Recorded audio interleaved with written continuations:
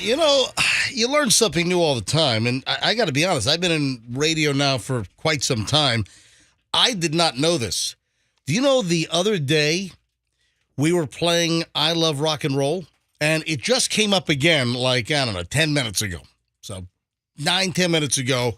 Joan Jett, I Love Rock and Roll. I love rock and roll. Scum and Take a Time. What is it? Come and take your time. Put it on the dime. Dance whatever. with me. Yeah, whatever. Yeah, thank you. All right. So we just played I Love Rock and Roll. And the last time I came back a couple of days ago, Andrew, our producer, said something to the effect, hey, you ever hear the Arrows version? I'm like, what are you talking about? I had no idea that song was not original. Now, I know that some other Joan Jett songs were remakes, like she did Crimson and Clover back in the early 80s, and I knew that was a remake. But, guys, did you know that I Love Rock and Roll by Joan Jett? Did you guys know that was a remake by some group called the Arrows? No idea. Yeah, I never knew that. I had no freaking clue. I never heard of the Arrows. Andrew, was I supposed to know that?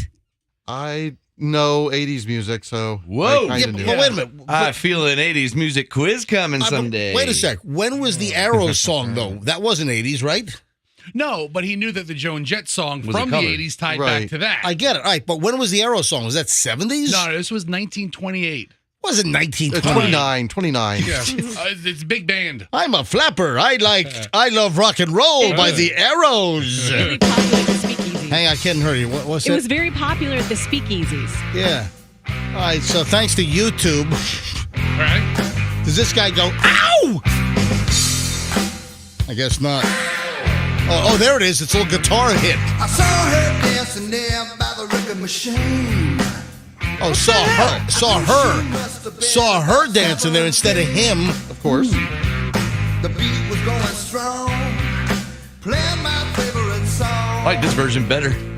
And I could tell it wouldn't be long till she was with me, yeah, me. And I could tell it wouldn't be long till she was with me, yeah, me. Singing, I love rock and roll, so put another dime in the Heck, I thought you wrote this. No, that's what I'm saying. What a rip. This is 1975. She didn't change it at all. I was 9 years old. So I got up and asked for her name. I do kind of like this version better. It's the same length. It's about 2 minutes and 51 seconds long. It's the same exact song. I mean, we're going to play the whole thing? I don't know, should we? So, essentially, Joan Jett's Yeah. whole career is a sham of just other people's work. Crimson and Clover. Well, what about I Hate Myself for Loving You? Was that a remake as well? Count Basie did Oh, that hey. in the 20s. Look at that. I love rock and roll. Hey, let me see if it ends the same way. Let me fast forward it here. Hang on a minute. All right, fast forward. I just want to see if it ends cold. All right, here we go. Identical. She took no creative freedom. No, she went, ow, in the first 15 seconds. And she changed the girl to a guy. Yeah, and saw her standing there versus saw him standing there by the record machine. Okay, so she's basically Michael Bublé now? Or is that the wrecking machine talking about a tow truck or something? I don't know. Hey, Froggy, bottom line is, folks, when you don't stop learning, you're dead. All right, let's just be honest here.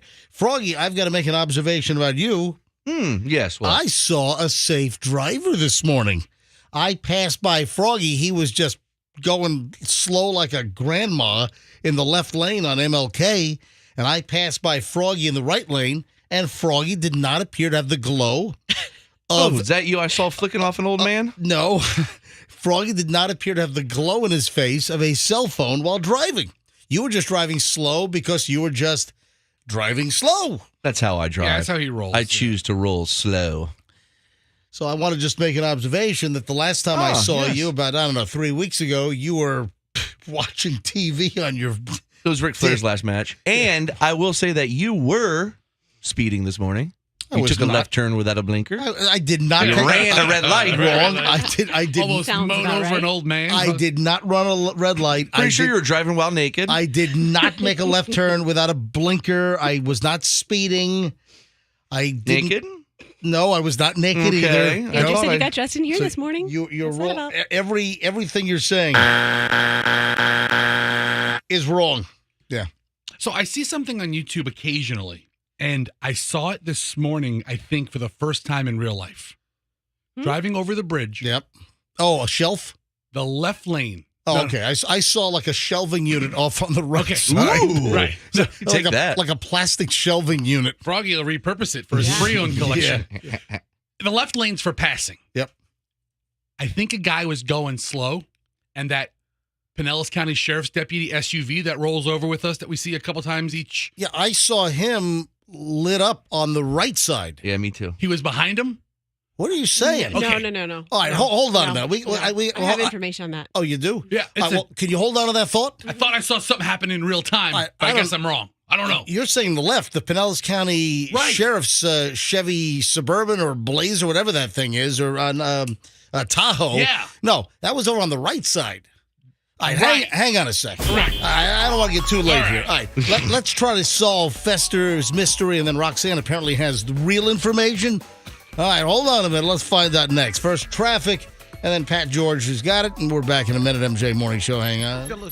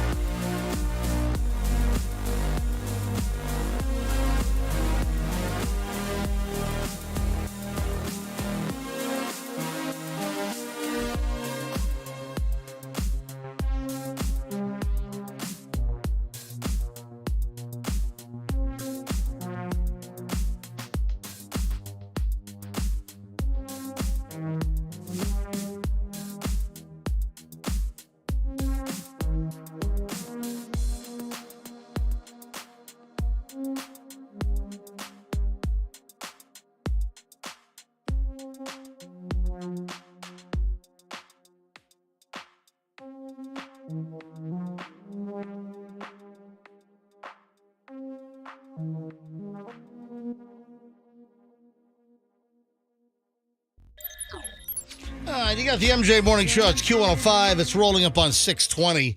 All right, let's get to the bottom of this little police business that Fester brought up. So last chunk of the show, just opening up the program a few minutes ago, Fester, you said something. We're about to go to break, and Fester decides to bring up something totally new. And Fester says something to the effect, I saw something on the bridge I haven't seen before. Yeah. Is that... I've seen plenty of people pulled over on the bridge. We all drive in, as you know, on the Howard Franklin. That would be I-275 southbound. We all live in Hillsborough County. We drive into Pinellas County to perform our work responsibilities here on WRBQ-FM, Q105, 104.7 FM. All right, so on the way in this morning on the bridge, you saw something that you haven't seen before, and that was... The officer in the SUV pulls over the car. And that is a Pinellas County deputy sheriff that drives a large Tahoe and appears, I see him, maybe 5, 6, 7 times a month. So it appears that this Pinellas County deputy sheriff drives in from Hillsborough every morning or whatever days they're on duty. So you saw the vehicle on the bridge this morning. We obviously had passed the "Welcome to Pinellas" sign because now we're in their jurisdiction. Okay. But in the left lane, the fast lane, okay, that's where the deputy originally lit the person up. And I'm about maybe a quarter mile or so behind the deputy, so I see all the lights going off. I don't know if this person was A, going too fast, B, going too slow, because I heard that the cops were pulling people over for going slow in the left lane. Hold on, you heard? Where did you hear this? Was this at your bingo game? Where'd you hear this? I was playing dominoes with a couple of old Cuban men in Ybor City. You were playing bocce ball. No, I saw a public service announcement, and a bunch of cops are there. Right. The left lane is for passing. And it was like, for Fester, the left lane is for gassing. And I'm not talking about hitting the accelerator. I'm talking about the rear end stuff. I'll tell you right now, every lane's for gassing, as far as I'm concerned. All right, so you heard that. So I thought the cop was pulling this person over for going too slow. Okay. Because it was a very slow crawl, and the officer then, or the person getting pulled over, then made it over 4 lanes of interstate traffic. All right, you're telling me that. What did you observe, though? Did you observe the car in the left lane going too slow? I'm confused. The officer, the officer didn't clear the pullover through me before they No, did. but what behavior did you observe that affected the traffic stop? I believe the officer pulled the car over for going too slow. Okay. Then the officer takes him to the right lane. By the way, this is roughly, 5:38, 5:40 this morning, right? And then the officer takes up. This is a rare instance, by the way. I think Fester was... That's early for you. Fester was ahead of me this morning, Dude, I had so much time this morning, I even went to the donut shop this morning. The one with the broken ice cream machine? No, I don't go to that one right now. I'm a little pissed off at that place. This is from Hole in One Donut in Tampa. Oh, gotcha. Okay. Oh, my gosh. You got donuts on the way to work? No, for me, donuts, not for everybody. Oh, thanks. Yeah, right. All right, so you see the vehicle get pulled over, and this is the left lane, and then you see the vehicle and the police cruiser move from the left lane across 4 lanes of traffic all the way over to the shoulder, which has all of the Bob's barricades because they're doing all the construction for the new bridge, and that's where all the work trucks and the concrete trucks drive over on that safe lane. And there's ample shoulder there. Okay. But the officer was taking up half of the lane. far right lane. I saw that. He was diagonal parked. Yeah, I saw that. And I'm this is not safe. Well, hang on a second. Or is it too safe? I don't know. No, I made the same observation. But wait a sec. So you saw the vehicle was far enough ahead of you. You saw the car get lit up by the cop in the left lane, and you saw both of them move all the way over from lane 1 to lane 2 to lane 3 to lane 4, and then all the way to the shoulder. Right. Okay. And I saw what you saw. But then I pass them a second later. So, because I'm right. It's interstate speed still. And I blow by them once they're pulled over and safely off to the side. But I noticed the officer taking up a lot of lane 4 exactly. or lane 1. That's what I noticed. And I was very curious about this.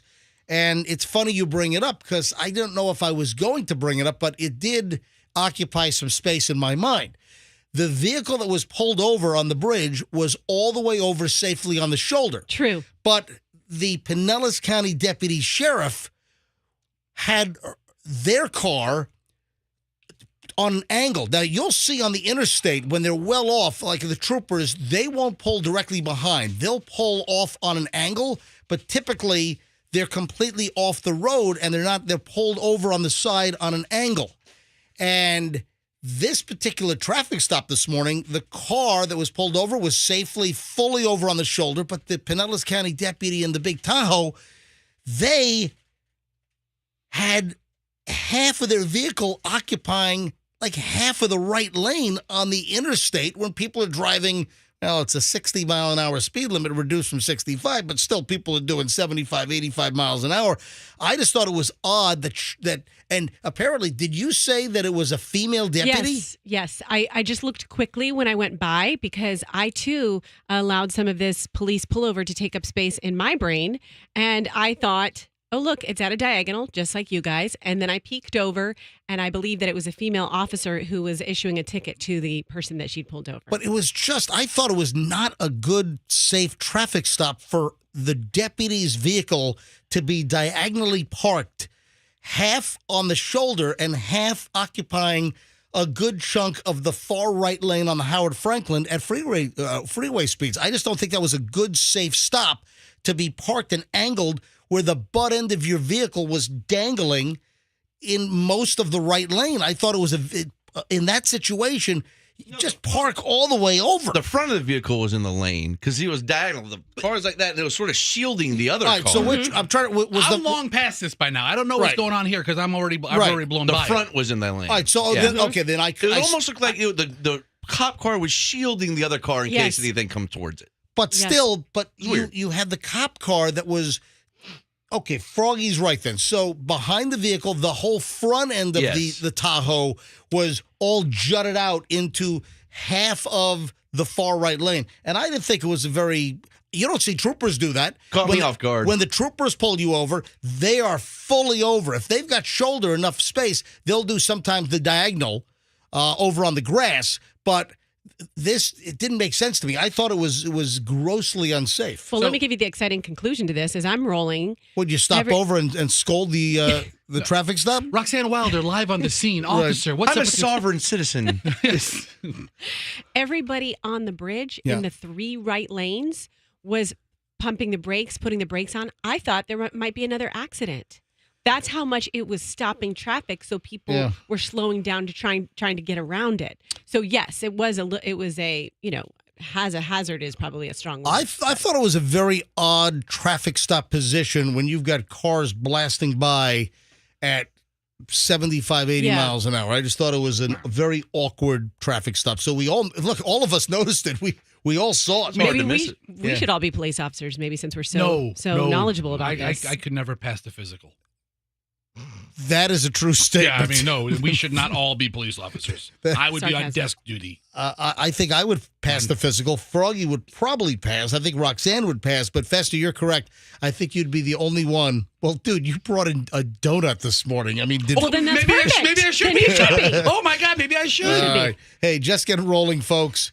And listen, I'm bringing up the story with Fester and Roxanne and Froggy here just because. We're not chastising. It's just we're observing that we don't think it was an extremely safe situation. I don't know why the officer decided to jut out completely. That's a good way to get whacked, especially with the way people drive in the 5 o'clock hour on the Howard Franklin. All right, just get rolling, folks. Rolling up on 6:29 here on the MJ Morning Show. And we have a dynamic chunk of imbeciles, of morons in the news next here on the MJ Morning Show. Stand by.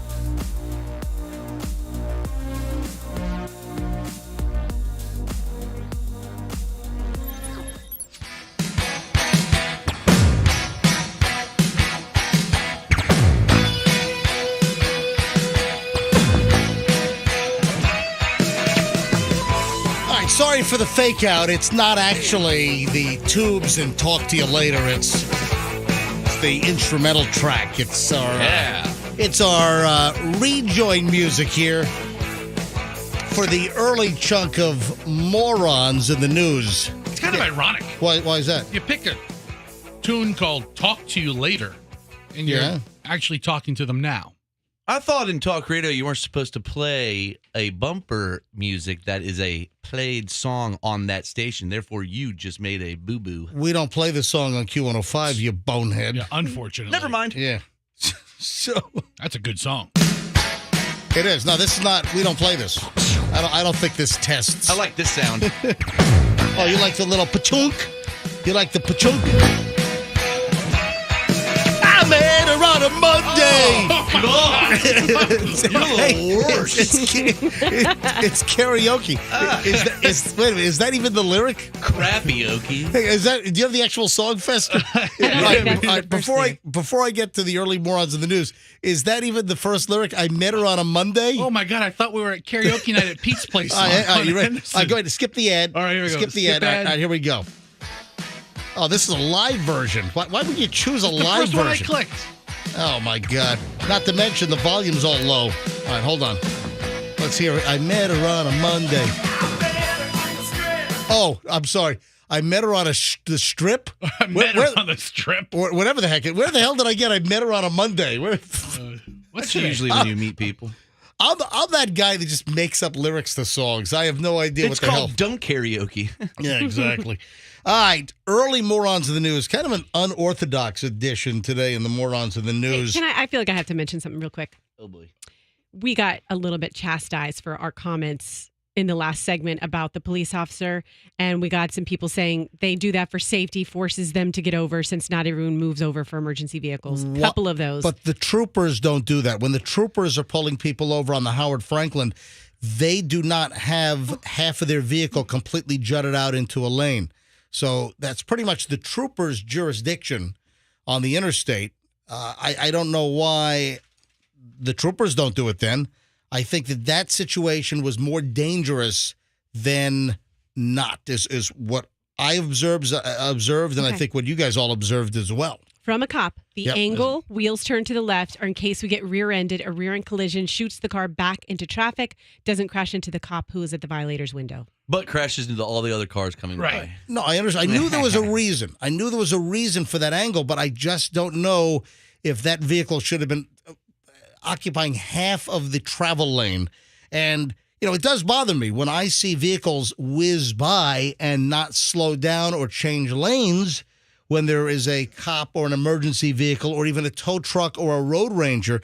The law is if you have a police officer, a fire engine, an ambulance, a tow truck, a road ranger, if they are on the right or even the left, you're not supposed to drive by them on the adjacent lane at posted speed. Okay, I just meant for you to say thank you for the information. Let me just finish my sentence. All right. So you're supposed to either move over to the other lane or slow down to 20 miles per hour under the posted speed limit is what you're supposed to do.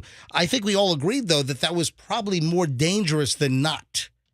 Just a little awkward. Just an observation. It was. Listen, I'm very pro-law enforcement. I support law enforcement on the show all the time. I just thought that was, we all thought it was a little strange. One of the few laws I always follow and have complete respect for is the get over rule, get over law. Mm-hmm. You see a cop, you see the lights on, you get over a lane, you slow down, you pass them. That'd be true. All right. I said we have sort of an unorthodox chunk of the early morons in the news.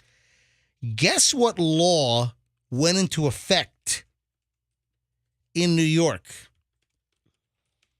Stores just started enforcing this new law. Ooh. You have to be 21 years of age to buy this. Oh! Yes, Froggy. A thong. Good answer? Good answer? It's not a bad answer. Where are we living? I mean, you can wear a thong. All right. Oh, I guess you can when you're 18. Stores now enforcing a ban. You've got to be 21 years of age to buy this. Top 5 answers on the board. We're looking for a thong. Come on, Steve. Give it to me. I hate your mustache. Good answer. No. Okay. Crap. It goes over to Fester. All right. Fester, what is your guess? 21 years of age. Stores are now enforcing this in New York State. You got to be 21 to buy this. Come on, Fester. You got this. Come on. Cigars and cigarettes? Bad answer. Good answer. I don't know. Is it a good answer, bad answer? Looking for cigars and cigarettes. Oh, that's 2 strikes. You're out of the family. All right, let's go to talk over Roxanne. All right, let's go. Okay, let's go. Roxanne, your Yes, guess. yes, my guess is handcuffs. Oh, good one. Wait, what? Awful. Was it a good one? Looking for handcuffs. Better than cigarettes. No, and then that's where the other family gets to steal it, right? Yes. Yeah, they get all they need to get is 1 then to get all the points. No, that's not what I was looking for. This is a tough question. Like diet soda drinks? Nope. Cough medicine? It is a consumer food product, though. Oh, I just got texted it. Okay. Somebody texted Yes. personally or on our text line? On our text line. At 1-800-990-1047? Yep. Text line shouldn't be allowed during the feud. Yeah, seriously. I'm recusing. Roxanne is just a regurgitator of the text. Hey, text line. Shouldn't be allowed during the feud. Okay. I'm Louis Anderson. Hey, Louie, No texting during the feud. give me your phone. I'm going to put it in the gap in my teeth during the game. Because I have a lot of gaps in my teeth. You know what I'd like to see? Yeah. I'd like to see the Family Feud, the current edition with Steve Harvey. I'd like to see celebrities with the biggest teeth. All right, top 1 answers on the board. Oh, my God. Oh, man. Celebrities with the largest teeth I have ever. an answer. Top Steve 1. Buscemi? That's the wrong Steve. You got the wrong Steve, though. I mean, he's hosting the show. Can he be into the morning answer? Steve Harvey has the largest. I'm thinking, the average human being, right? Oh, I'm sorry, that's not the right way to phrase it. The human beings have 32 teeth, right? Okay. I'm yes. serious. All right. So humans have 32 teeth if you have them all. Yeah. And Steve Harvey, I'm telling you, I think he's got 50 teeth in there. Or like 12 humongous ones. That's what I'm thinking. He has piano keys. He does. and he's got, not only does he have 50 teeth in his mouth, they are the largest teeth in human recorded history. Well, he got to put in when he made it as a superstar, I'm sure. Let me get back. Let me get back to where we were. It's a consumer product. You have to be 21 years of age to buy this, and it's a food item. Are you ready? Mm-hmm. I'll give you a brand name. Ready Whip. Oh, yeah, the Whippets. Yeah, so whipped cream. They're IDing now. New York State stores, New York, they're doing ID checks now for whipped cream. Yeah, more retailers are starting to enforce this law that actually went into effect some months ago, and it bans the sale of whipped cream canisters to anyone under 21. So wait a minute, you're telling me that mom sends like 17-year-old Johnny to the Key Food or to the, I don't know. Wallbaums. I don't know if they're around. ShopRite. ShopRite, whatever. Yeah, ShopRite's got, hey, Mom, what's for dinner? King ShopRite. Cullen. Yeah. King Cullen, yeah. So mom sends 17-year-old to get some whipped cream, and the kid can't buy it anymore. Of course, they're worried about the kids doing the whippets, sucking out the nitrous oxide to get all high. So just buy Cool Whip if you're that 17-year-old. I bought some. I'm trying to think what I bought. This is like 2-3 years ago. I had to buy something at Walmart, and I think it was was it like brake fluid or something? There was something I bought. Did you buy antifreeze or something? No, it wasn't. It wasn't antifreeze. I don't think there's an age limit on that. And I know that like cans of air, some places they won't sell cans of air or spray paint. Oh, spray paint's another thing. You can huff that. Yeah, I think it was like some spray-on carburetor cleaner, whatever the hell I was buying. They had to come over and do an ID check. Like, it wouldn't let me check out and scan at self-checkout, and an alert came on, and then someone came over and had to approve my sale. I can't remember if I had to whip out an ID or they just kind of sized me up as, okay, looks old enough to buy this crap.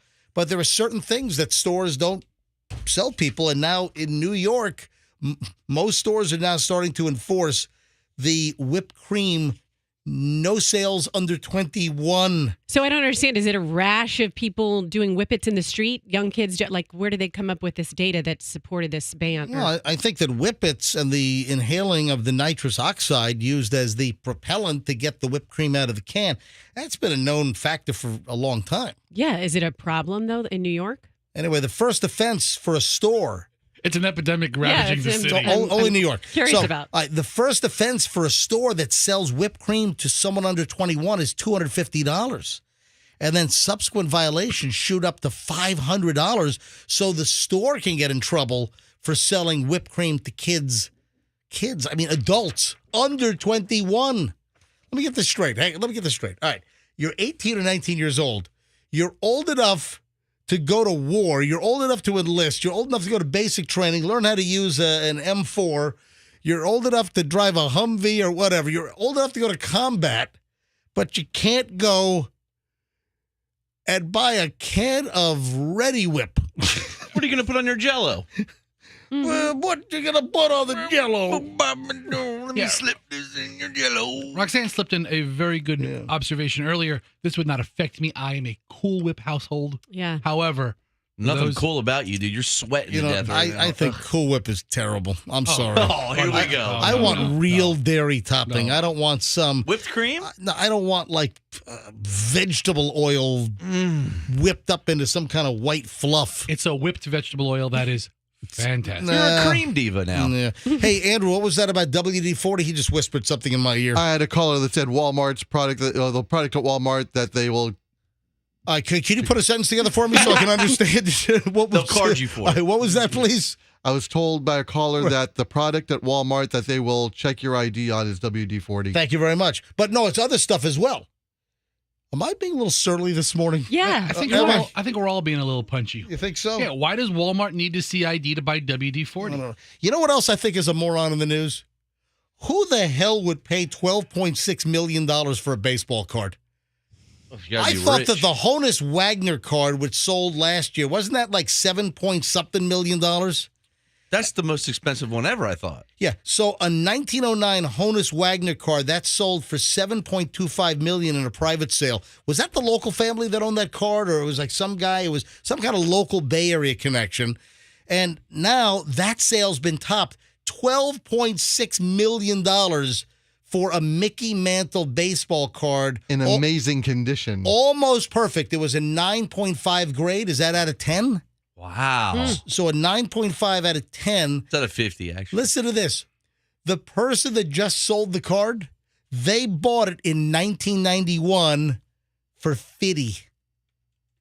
$50,000. In 1991, they bought this card for $50,000. They just sold it for $12.6 million. Oh, my gosh. Yeah, You always hear the story. I got these for a rainy day. I'm going to sell them. But people never sell them. I believe that outperformed the S&P 500. By a little bit. Just by a skosh. Just by a wee little bit. You see those investment amortization charts? You know, you buy this baseball card now in 30 years. Listen, I understand that people collect stuff and people pay a lot for Picassos or Rembrandts or, watches or cars. I get it. But I'm sorry. $12.6 million for a baseball card, a piece of cardboard? I don't understand that. It's Mickey Mantle, dude. Doesn't matter. The drunkest drunk of the MLB. Guess what? What if they had Mickey Mantle up on the mantle, then they're out to dinner and the house gets broken into and someone steals it right off the mantle? They took Mickey Mantle from the mantle. The mantle.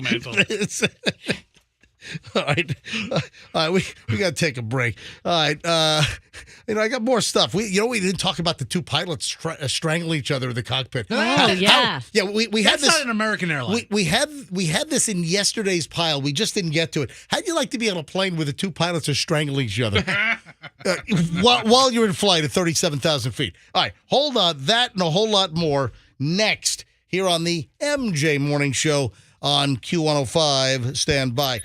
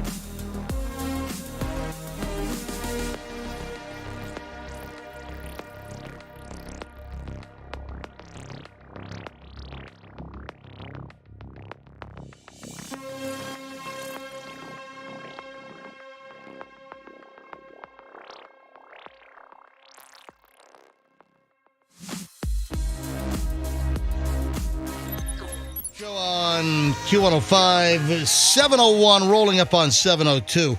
All right, we got to talk about the pilots. A couple of things that I had yesterday, we just didn't get around to them. Still, great items, and I want to take a moment here. So yesterday, I didn't get to the French pilots, and it's kind of interesting because I was on this airline, and I do not believe that my pilots on my flight from the U.S. to Paris and back over the summer, I don't think my pilots tried to strangle each other in midair.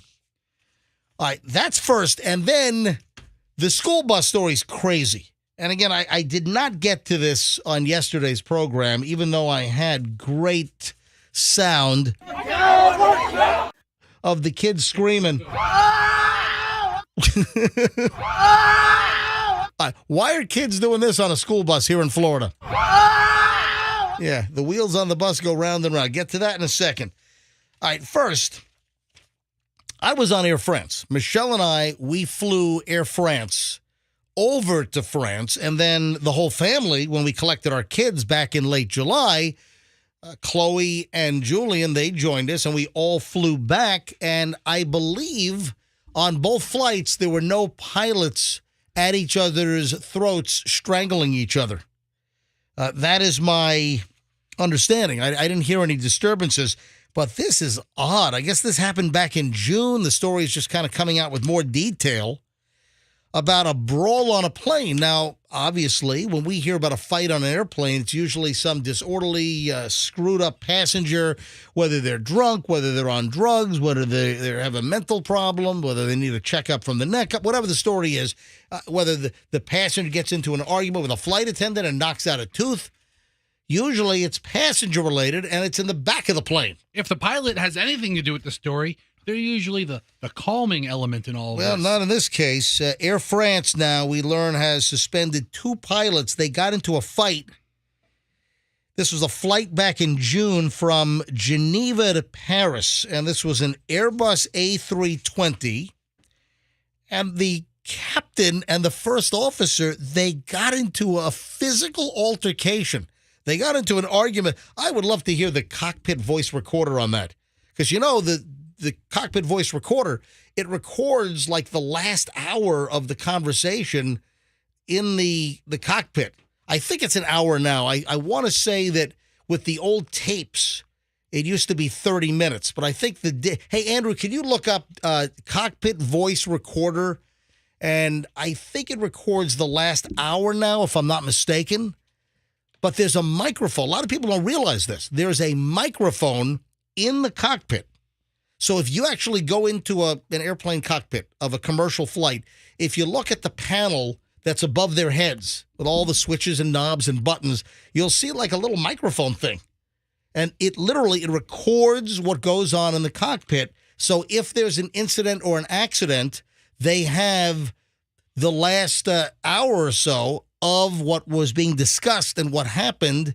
And a lot of times you can put together the mystery. That with the data recorder and the cockpit voice recorder, those are the black boxes that you hear about, which are actually orange. And I believe they're, I think, Honeywell or whatever. I think a lot of the cockpit voice and data recorders are made right down in like Sarasota or Bradenton. Really? Yeah. I didn't know that. It's like a Honeywell or Raytheon or one of those companies. They make them down in Sarasota area. All right, what'd you find? According to Google. Yes, Fester. A standard cockpit voice recorder can record 4 channels of audio for up to 2 hours. Okay. All right, so that's the new digital units. Andrew, do you concur with Fester? Yes. Thank you very much. Thank you. Thank you very much. He concurs. All right, but this is just a bizarre story. So the plane took off from Geneva, Switzerland. The pilot and the co-pilot got into an argument and punches were thrown. They were grabbing each other's necks. There was like attempted strangulation and punches thrown. It's like, what is going on? So the flight attendants had to intervene. And then one of the flight attendants had to stay inside the cockpit to then apparently babysit to make sure they didn't go at it again before the flight landed in Paris. What do you think they were arguing over? This is a 1-hour flight. An hour and 15 minutes. Yeah, I was thinking, how far could those two cities possibly be from each Listen, other? That's not a long flight. That's scheduled. So if everything goes according to plan and you push back from the gate and you take off quickly and then you've got a good direct routing, I bet you could be maybe 45 minutes. Yeah, 45 minutes in the air. Yeah, is what I'm thinking. Did they do the cliche like me and Fester, like comedy choke where they both grab my neck? Now grab your neck and they go, I'll kill you! I'll kill you! I'll kill you! Bear, Did they do that? You cannot fly a plane. What was this over? I want the flaps to be at 10 degrees. No, 15 degrees. No, 10 degrees. No, No, nothing. No. It's not about the flight. I want to rotate at 156 knots. No, I want to do it at 157. What the hell were they arguing over? Do you have an idea? What was it, Roxanne? Why were they arguing? I think they're arguing over the food. Jacques, you cannot have the caviar. Have the caviar. I'm just doing this. Make me the caviar. Escargot. Why do you keep going, I don't know. It was obviously over one of them not wearing deodorant or something You think it was like that. It was a smelly. No, Jacques, I smell worse. No. I smell the worst.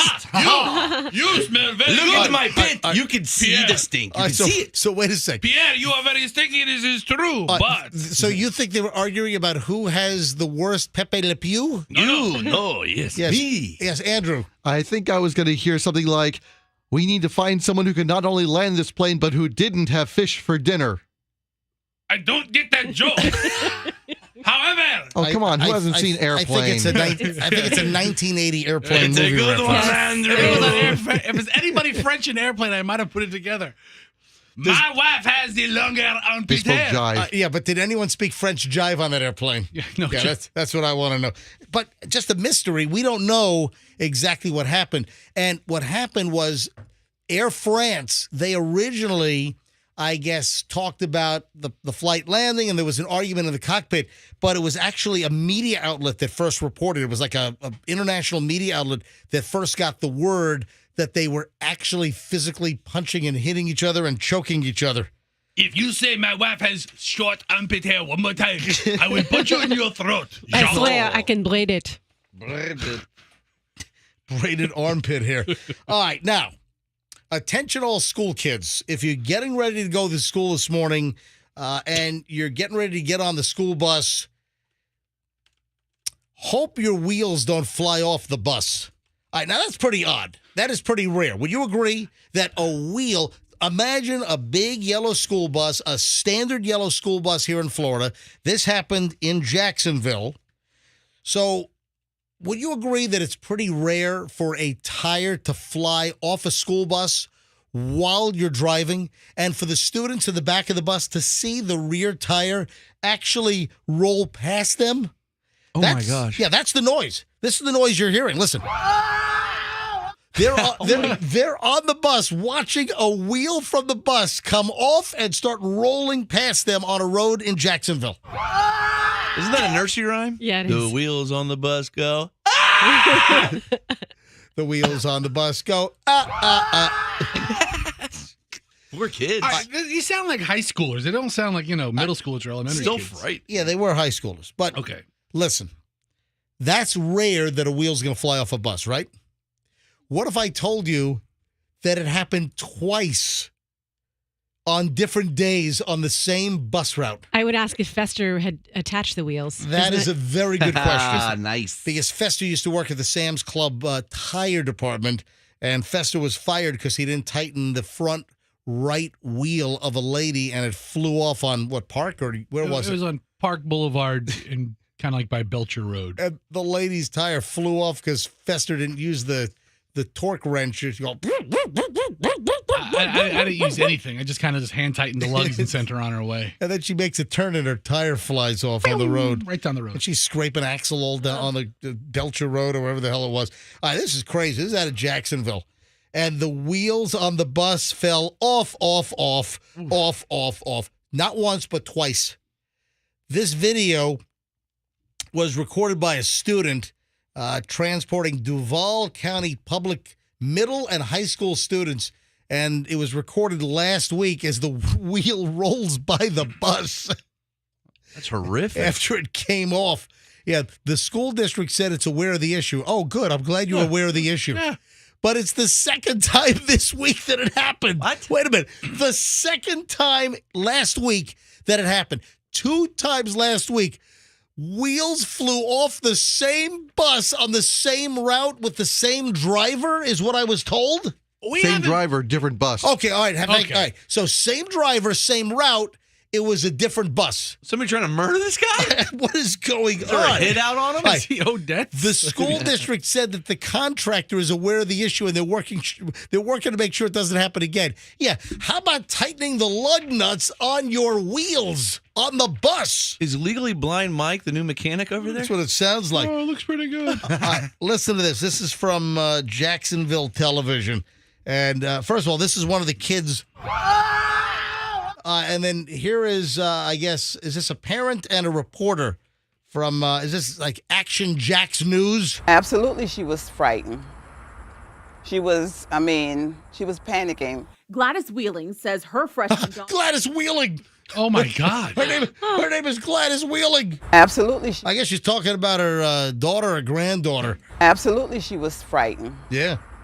She was panicking. Gladys Wheeling says her freshman daughter was on the bus both times. She asked me, do she have to catch the bus? Can I take her? But I'm a working single parent. Yeah. So I was like, I'm sorry to say you will have to take the bus home. Right. The bus company says it's adjusting processes at terminals and emphasizing the required maintenance checks before a bus picks up students each day. Yeah. I try not to even go there, but I know it is possible that it could have been a major accident. Damn right. When a wheel come off of any vehicle. Exactly. So the kid, whoa! When she sees a bus, she's Gladys wheeling down the road and not crashing into a tree. The wheels on the bus go off. Kid's off, like, off. Mommy, don't send me on the death bus again. All right, so the bus has 2 tires on the back. So Yeah. it's not like they were scraping Oh, is against that how the- it works? Well, it's not. Everybody, she's It's like, got a double axle tire probably on the back, but it still, safely could have pulled but over. the wheels are not supposed to come off on the bus ever. Not to mention twice on the same route My bad. It was a lug nut. in the same week. What kind of maintenance company are they using?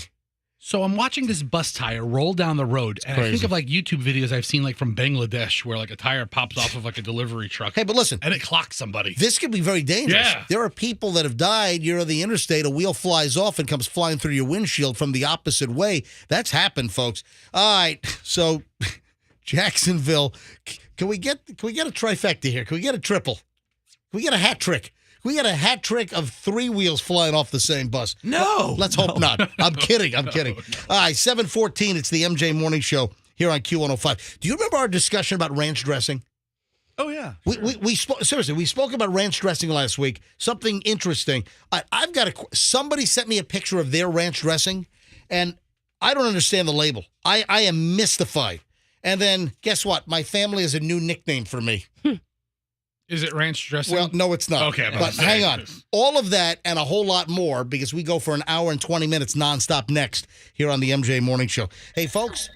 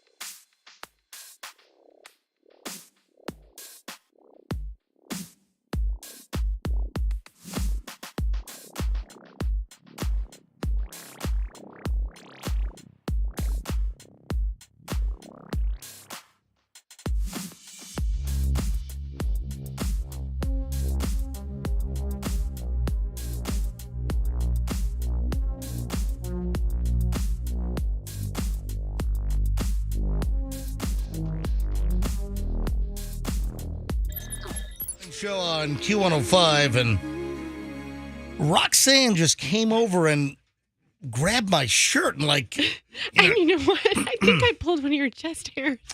You did? It was so weird. It was so weird. I could feel it. I'm sorry. Literally, 1 minute ago, Roxanne came from her side of the countertop, came around to my side, and she stands in front of me. Hang on, I got to check something. And she grabs my shirt, and I think you did pinch some of my chest hair. And you're like looking at my... you want to explain why you just grabbed my chest? Because one of the texters said, you and Fester look nice this morning. The other two look like homeless bums. And What? so then... Screw you. I know. I said, we just, Fester and I are just trying to be professionally dressed today.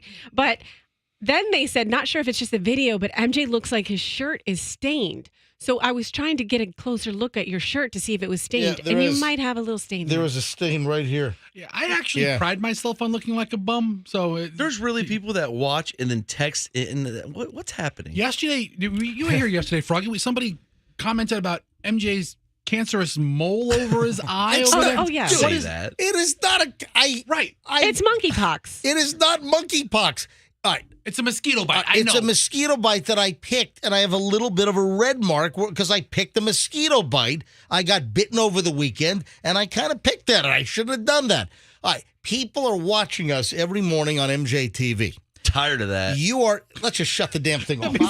Let's just close it. I don't want to be on TV. I know. Well, listen, they picked me apart too. Yesterday, someone's like, "Your lighting is terrible today," and I was like, "Oh, thank you." What do they do? All right, so... I'm getting texts to my phone from Stacy in Largo. Nice shirt. We have MJTV. We have cameras in the studio, and you can watch the entire show live. So right now, if you want, you can watch us on TV. If you go to mjmorningshow.com, anytime, 6 to 10 a.m., when we play a song or we go to a commercial break, it goes to a card that says we'll be right back. Static screen. Right. But all of the content, all of the times that we're actually talking and doing MJ Morning Show content, we're live on camera. MJTV, if you go to mjmorningshow.com and you click on MJTV on the top of the page, there's a link to watch the live stream, which is 6 to 10 a.m. Monday through Friday. But then after we're done, the entire show is posted. So you can go back and watch any show. So later tonight, you want to watch us talking about this right now? You want to see the freaking stain on my shirt that some listeners complaining about? Just go later on to mjmorningshow.com, click on MJTV, and click on today's show on today's date. And yes, okay, it is. It's a stain. I got a stain on my shirt. Wow. I guess Michelle didn't shout it out.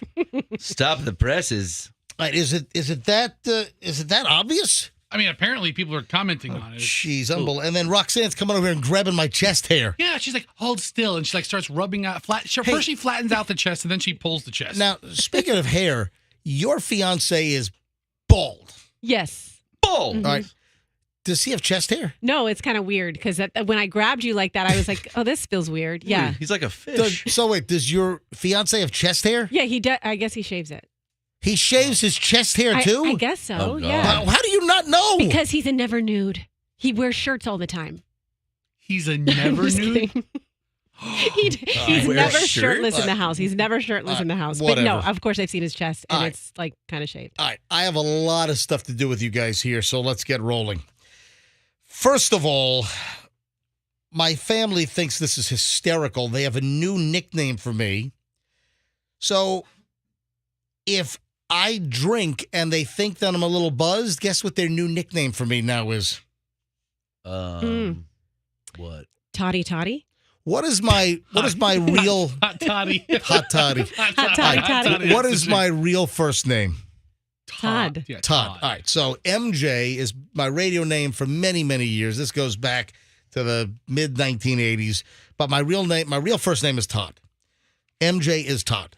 So if you take my first name, Todd, and you work it into a word, if somebody is inebriated, what do you think their new hilarious word is for me if they think that I've had a little too much to drink? Alcatotic. No. That's a good one, though. Tipsy Todd. Alcatonic. Alcatonic is good. Come on. Good answer. Good answer. What? Hold on. Nope, that's not it either. But that's better than in. What did you say? Alcatonic. No, that is awful. That's funny. I think Tipsy Todd is a good one, too. It's alliterative. Liver Todd plant. What did I say? What? No. I don't know what. I mean, Liver James it's not that great a name. I'm trying to think. Let me play the audio. Oh, I got it. Gin and tonic. Oh, that's pretty funny, but no. No. It's tough. So we went out to Burns Steakhouse on Saturday night. We had a bottle of wine. I'm clearly not even remotely intoxicated because over the 4-hour evening. Tato the wino. No. I know what it is now because you said it. Let me tell the story. Over the 4.5 hours that we were at Burns, we had a lovely night. We had a 6:30 reservation. We didn't get out until about 11 p.m. because we had dinner. Dude. Then we went to the dessert room. You know the maitre d's like, these people have been here for 4 hours. No, we were running at their pace. Everything was great. Right. They weren't trying to get me the hell out of there. So the kids, we kind of celebrated the double birthday because Julian really didn't get a birthday dinner because he had a July 4th birthday and he was overseas in a program. No, it's not schnit-faced either. A caller, well, why did you put him on the air? I know what it is. Yeah, you should have put them on the air. Tell them, yeah, we'll talk to you. All right, so, now everyone knows what it is. We should say it at the same time. I have no idea what it is. All right, hold on a minute. So, over 4.5 hours, we had one bottle of wine, but Michelle and Chloe, they had they had martinis, they had lemon drops, they had this, they had that. Wow. They were buzzed. All right, Chloe is now 21. Chloe can now legally drink. Because I'm sure she had no alcohol prior to, being up in college for her being up in college for her freshman and sophomore year. I'm sure there was no drinking at all. So Michelle and Chloe, they were a little bit buzzed. I only drank wine. I had like 2 glasses of wine over 4.5 hours. I wasn't even remotely buzzed. What's the fun in that? But we're driving home.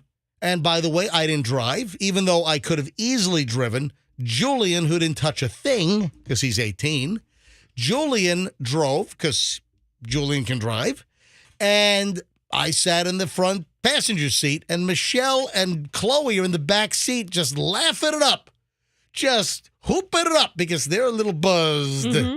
They're not driving. Here's the audio. Oh, you think you know what it is? Yes. All right, tell me what it is. And 3, 2, 1, go. Intoxicated. You got it. I said you said tox. But hey, I said Todd's. Oh, you guys are not intoxicated. They wanted to call me intoxicated. You want to hear them all liquored up trying to laugh at me? All right, listen to this. So Chloe actually recorded this for some reason. Dad's intoxicated. Todd's intoxicated. Todd's intoxicated. Todd would blow a .01. Y'all would blow it. He's intoxicated. He's intoxicated. It's intoxicated. Wow. Oh my gosh.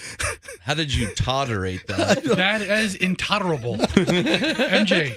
What? I think yes. I think it doesn't matter who it is. I think there's a level of drunkenness that makes almost every woman very annoying at some point. And I'm sure they feel the same way about men, but wow. I've never been so annoyed by Michelle and Chloe. I wasn't even remotely affected. 2 glasses of wine over 4.5 hours? Is that what they do when they have a couple drinks? They just start picking on you? Sure as hell sounds like it. Yeah, look at this little down. You can tell. Does it sound like Michelle and Chloe were feeling any pain in the back seat? Hey, Mom, 2 things. 1, I can't feel my face. 2, let's make fun of Dad's name. Dad's intoxicated. Todd's intoxicated. Todd's intoxicated. Todd would blow a .01. Y'all would blow it. He's intoxicated. He's intoxicated. It's intoxicated. I love it.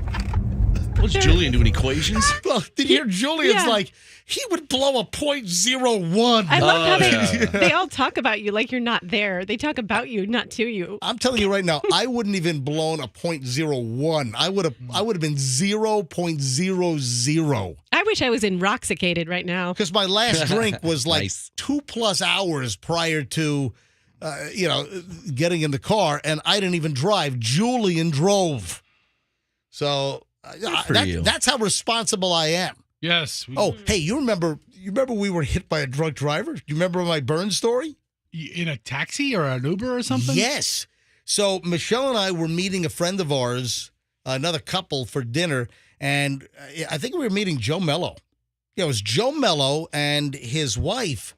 And I love that name, Joe Mello. And Joe had a great arrangement. I pay for dinner for the four of us, and Joe picks up the tab on the wines. And that's a good deal because Joe Mello picked out some phenomenal wines, and I ended up with a good deal. By picking up dinner, he paid for the wines. With a name like that, you think he just drinks Mellow Yellow? That's how he goes. Mellow Yellow. Soda named after. I'll have a glass of me on the rocks. This is about 2010 or 2011. So we had a dinner at Burns. We knew we were going to have a big wine night. We'd probably go through 2 or 3 bottles of wine. Whoa. And we take a cab. So this is really before the whole Uber thing got rolling and Lyft and all that crap. So we took a cab. We took a cab going, and we took a cab coming home. So we decided to play it responsibly. I wasn't driving because we were going to be drinking a lot of wine. On the way home, we're heading back to Beach Park. We're on Swan and Lois. You know the red light right at Swan and Lois? And then you have the old archways to get into Beach Park? Yeah. We are literally the first vehicle at the red light. We're in what was the white cab? That was United Cab Company, right? Is that the 777-7777? I think so. Okay. So, you know what? I once had a chance to get that cell number. Oh. Yeah, years ago. Oh, man. Yeah, but I just stuck with mine. I had a buddy of mine at, was it Altel or Verizon or something, said, hey, man, a great number just came up. You want it? I'm like, it was 666. And it's like, no, I don't want any part of that. No, it was 777-7777. And it was like an awesome number. I could have had that number. Anyway, so we're in the back of the United cab. We're sitting at a red light at Swan and Lois waiting for the light to change when all of a sudden, BAM! Ow. All of a sudden, boom! We need some sound effect volume modulation here. All of a sudden, this lady runs right into us. What did you scream? I know you cursed immediately. I mean, are you kidding? I mean, it was a good slam. You know, it wasn't like hard enough for me to, like need a neck brace or something. But lady rear ends us. The cab driver calls the cops. Cops show up, and she was intoxicated. So we took a taxi because we wanted to be safe. So we're in a taxi because we were drinking at Burns, the great wines they have, one of the best wine cellars in the world. And I think, do they still hold the record of the largest wine cellar, the largest wine collection in the world? I believe they still do. Yeah, last time I was in Wine Spectator, they were, but I was been in a couple years. So can you imagine? We decide to play it safe. We're taking a cab, and we get hit by a drunk driver on the way home. That's ironic, isn't it? Isn't it ironic? Don't you think? Yeah. So that was our story. So I'm glad that Michelle and Chloe just having a great time. Meanwhile, they're calling me intoxicated, and you can hear in the audio they're lit. They're lit. Guess what? For them. So Chloe leaves today. Oh my God, I'm so. Chloe leaves today for 1 year. Wow. Yeah. So we'll see her over Christmas time, because we'll probably end up going over to Europe over Christmas time. So we'll hook up with Chloe then. But Chloe is leaving for St. Andrews, Scotland. She's doing her entire junior year over there. She was accepted into their study abroad program, not for a semester, but the whole year. All right, so she went to France to learn to speak French. Was she going to Scotland to learn to speak Scottish? Yeah. No, she's going to put half her face in blue paint like William Wallace. Guess what? A couple of people emailed me, and someone hit me up on Instagram and like, hey, what's she studying? Why is she going to Scotland? I said she's learning how to make whiskey. Yeah, that's right. Oh, really? Yes. That or wizardry. She's going to be digging up peat. She's going to be digging up peat in the fields. No, it's kind of sick. Hold on. Let me call Chloe. All right. Is she sad or excited? You know what? I think she's excited. I would hope she's excited as opposed to not being. Scotland is free. I hope she's awake. Hey, Chloe? Yeah. Are you awake? Yeah. It doesn't sound like it. By virtue of her talking into the phone, I would think, yes, she's awake. It's 7:40 in the morning. You're leaving today. I know. Are you fully packed? No. So wait a minute. Don't you think you're going for a year? You probably should get packing, right? Mm-hmm. Hey, is Mom awake yet? No. Everyone is sleeping? Yes. And the flight is in like 30 minutes? No. I'm kidding. The flight's like I don't know what time it is, but it's later this afternoon. Chloe, are you excited to go to Scotland? Oh, by the way, Chloe, don't do the voice. Chloe, for the last 2 weeks, has been running around the house with her Scottish accent, which I don't even know if it's authentic sounding or whatever. So, Chloe, you want to give a little sample of how you've been tormenting the whole family? You want to give Froggy and Fester and Roxanne a little taste? Well, I just woke up. I don't even know what to say. Just act like you're Scottish. Well, Chloe, you've been doing it nonsense. Mom and I were yelling at you last night at the dinner table saying, knock it off with the Scottish accent. Not a trained monkey.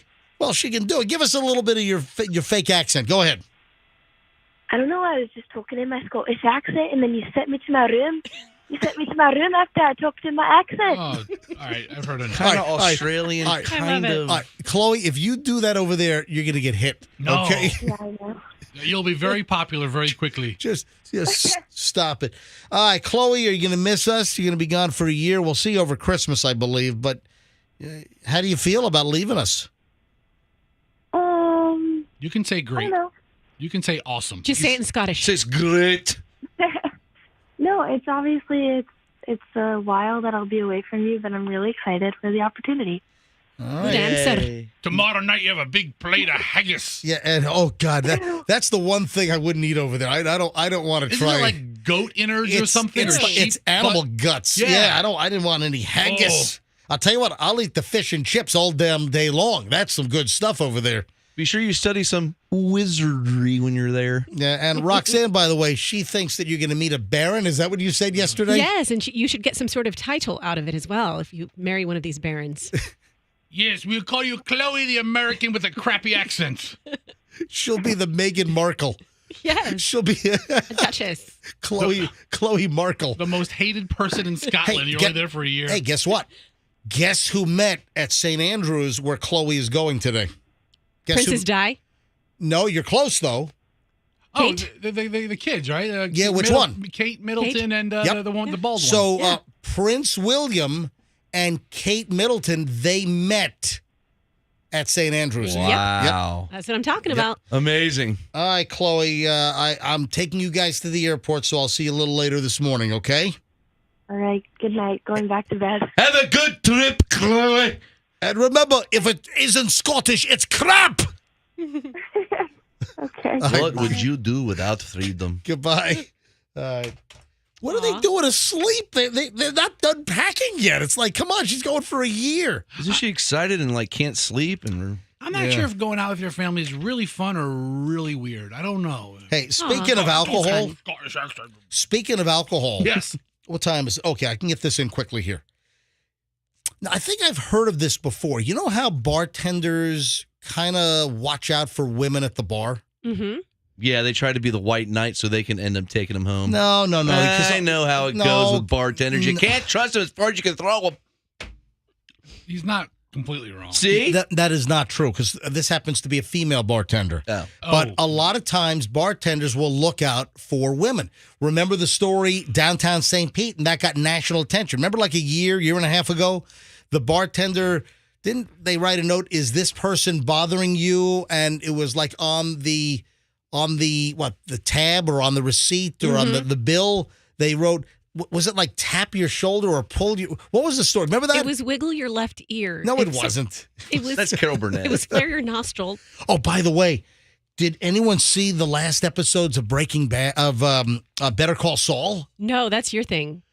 Oh man, What happened? Carol Burnett is like a guest star in a number of episodes of the final episodes of Better Call Saul. Really? Yes, Carol Burnett was a guest star in a very great part, and she was fantastic. She's always been great. She was incredible. It was such a surprise. It was incredibly good. Carol Burnett is a national treasure, by the way. Yes, Andrew. The note that was written Yes. by the bartender said, if this guy is bothering you, put your ponytail on your other shoulder. There you go. And what was the name of the bar in downtown St. Pete where this happened? Do you have it? No vacancy bar. No vacancy. Yeah. And this got national attention. So there are many stories where the bartenders will look out for women in the bar. And guess what this bartender did? It was a female bartender. And this is taken off on social media. The video's gone viral. And it's of a bartender who gave the woman water in the shot glasses. The guy was trying to get her plastered. And the bartender recognized this, that the guy was obviously had unscrupulous, bad intentions by trying to get this woman all liquored up. And the guy said, give her a double. Give her a... And then after a little bit, the bartender started pouring her glasses of water instead of the shots of tequila. Now, did the patron understand what was happening here? Or was she like, this stuff is going down like water? This is I can't even taste this. This is going down like water. This is so great. Apparently she did. It's great. Yep. So she would drink the shot like it was normal. So she's stealing money from the guy. So she would make the shot like it was a normal pour, but she was putting water in there so she would not get intoxicated and potentially end up in a really bad position with this guy later on.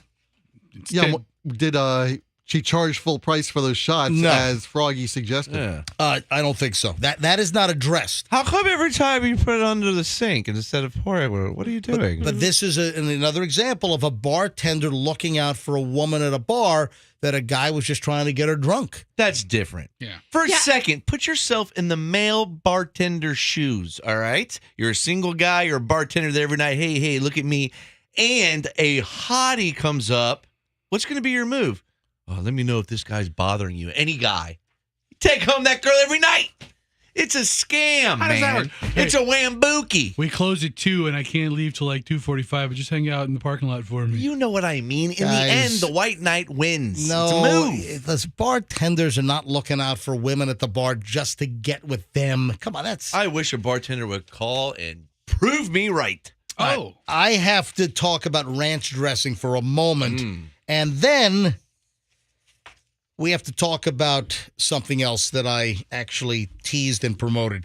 What was our discussion regarding ranch dressing? Because somebody sent me an image of their bottle of ranch dressing. What was the story? Something last week, we talked about ranch dressing. Were we talking about people who eat salads and they're like, I'm so healthy with my salad, but then I pour a gallon of ranch dressing? Was that the context? Yeah, that started that way? That sounds right, because I bust Michelle on that. She'll have a big healthy salad, and then you slather Why it don't with... you mind your own business? You slather with buttermilk if someone ranch. busted me about that, I would be really irritated. That gets under someone's skin. So I get an email from Joseph. Hey, MJ and gang, yesterday you spoke of ranch dressing and how fattening it was, but I was trying to remember exactly what it was. It must have been that, eating a healthy salad, this is last week, and then slathering it with like a really, really caloric, fat-filled dressing. So this guy writes me, this is Joseph, hey, MJ and gang, yesterday you spoke of ranch dressing and how fattening they are. Try this one. My wife and I love it. I really miss your afternoon show. Well, I don't know, it's on every day, 3 to 6. The Schnitt Show is on 3 to 6, 10:10 a.m., 92.1 FM and 103.1 FM here in the Tampa Bay market, 3:06 to 6 p.m. I sent him that in email, by the way. So he sends me 2 pictures, and it's a jar of... see if you can read. Whose eyes are good over here? Not mine. All right, look at the label. What is the brand of the dressing? It's a tiny little thumbnail that printed out. You see it? Yes. It's Hidden Valley? No, it's not Hidden Valley Ranch. It is. Do you see it? You mean just in the picture? Yeah, what is the name of the dressing? It's Walden Farms. Yeah, that's exactly what I was looking for. All right, hand me back the... All right, wow. So it's Walden Farms. But here's the interesting thing. The back of the label says it's 0 calories per serving. How the hell can a ranch dressing be 0 calories per serving? That's a big All right. fat lie. So, Walden Farms. I'm on their website right now. Yeah, Fester's on the website. It says, look at ranch 0 calorie dressing. How can it be calorie free? Is this like the Seinfeld scam with the low fat yogurt? Remember that? Remember that episode? So this is 0 everything. Calorie free, fat free, sugar, no dairy, Is no it cholesterol, taste no free? gluten. I mean, all right, listen. This guy says he loves it. How can you have a ranch dressing that has 0 calories? How is that It possible? would just be water. All right, 2 grams of carbohydrates. Where's that coming from? The serving size is 2 tablespoons. What? The ingredients are water, okay, 0 calories, organic white vinegar, So far, so good. low in calories, corn fiber, Oh, that's delicious. then erythritol, salt, microcrystalline cellulose, titanium. It sounds like this is all chemicals. Sounds like it'll kill you. Xanthan gum, the natural flavors, garlic puree, onion. So I mean, Ugh. there's like 39 ingredients to this thing, but still, I'm just amazed. How do you eat 2 tablespoons of this ranch dressing and it has 0 calories Essentially, the only thing that's in it is water, vinegar, and flavor. and ethanol?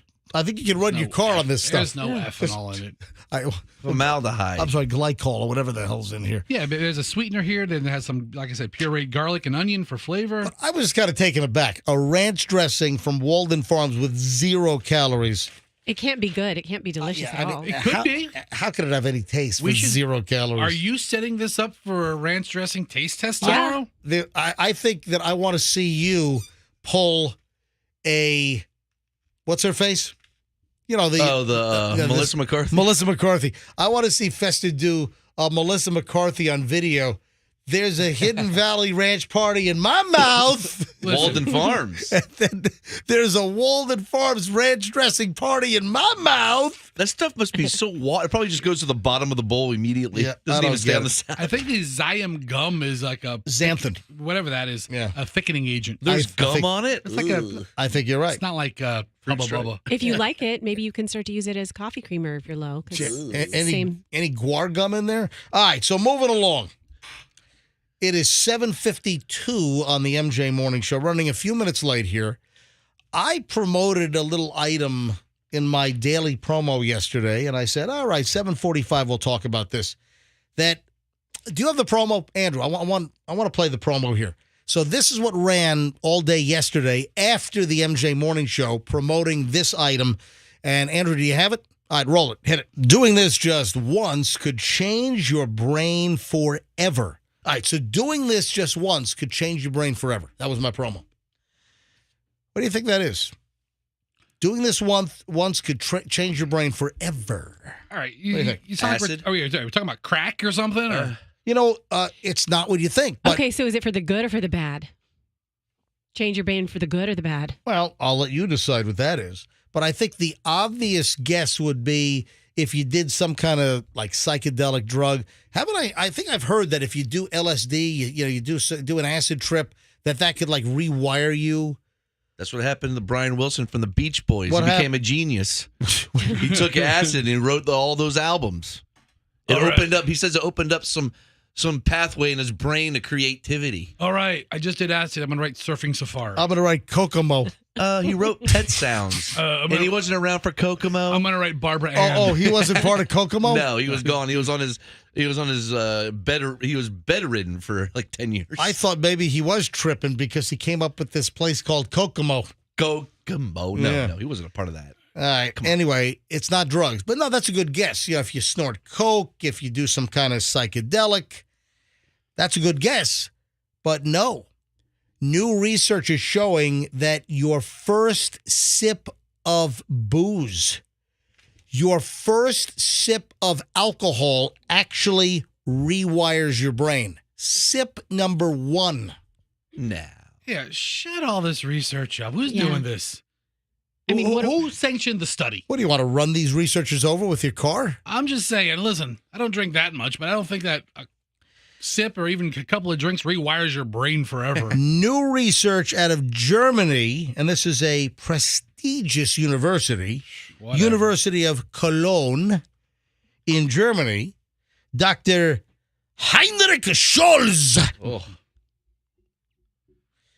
They have found that the very first drink in life can alter your brain forever, and that the first drink actually causes cell changes in your brain, and it kind of toys with your synapses and the way the neurons and all that crap starts firing around. Doesn't everything you do do that, sort of? Your first bite of ice cream will change you forever. What accent is this? I don't know. First alcohol intoxication at an early age is a critical risk factor for future drinking addiction, according to the professor.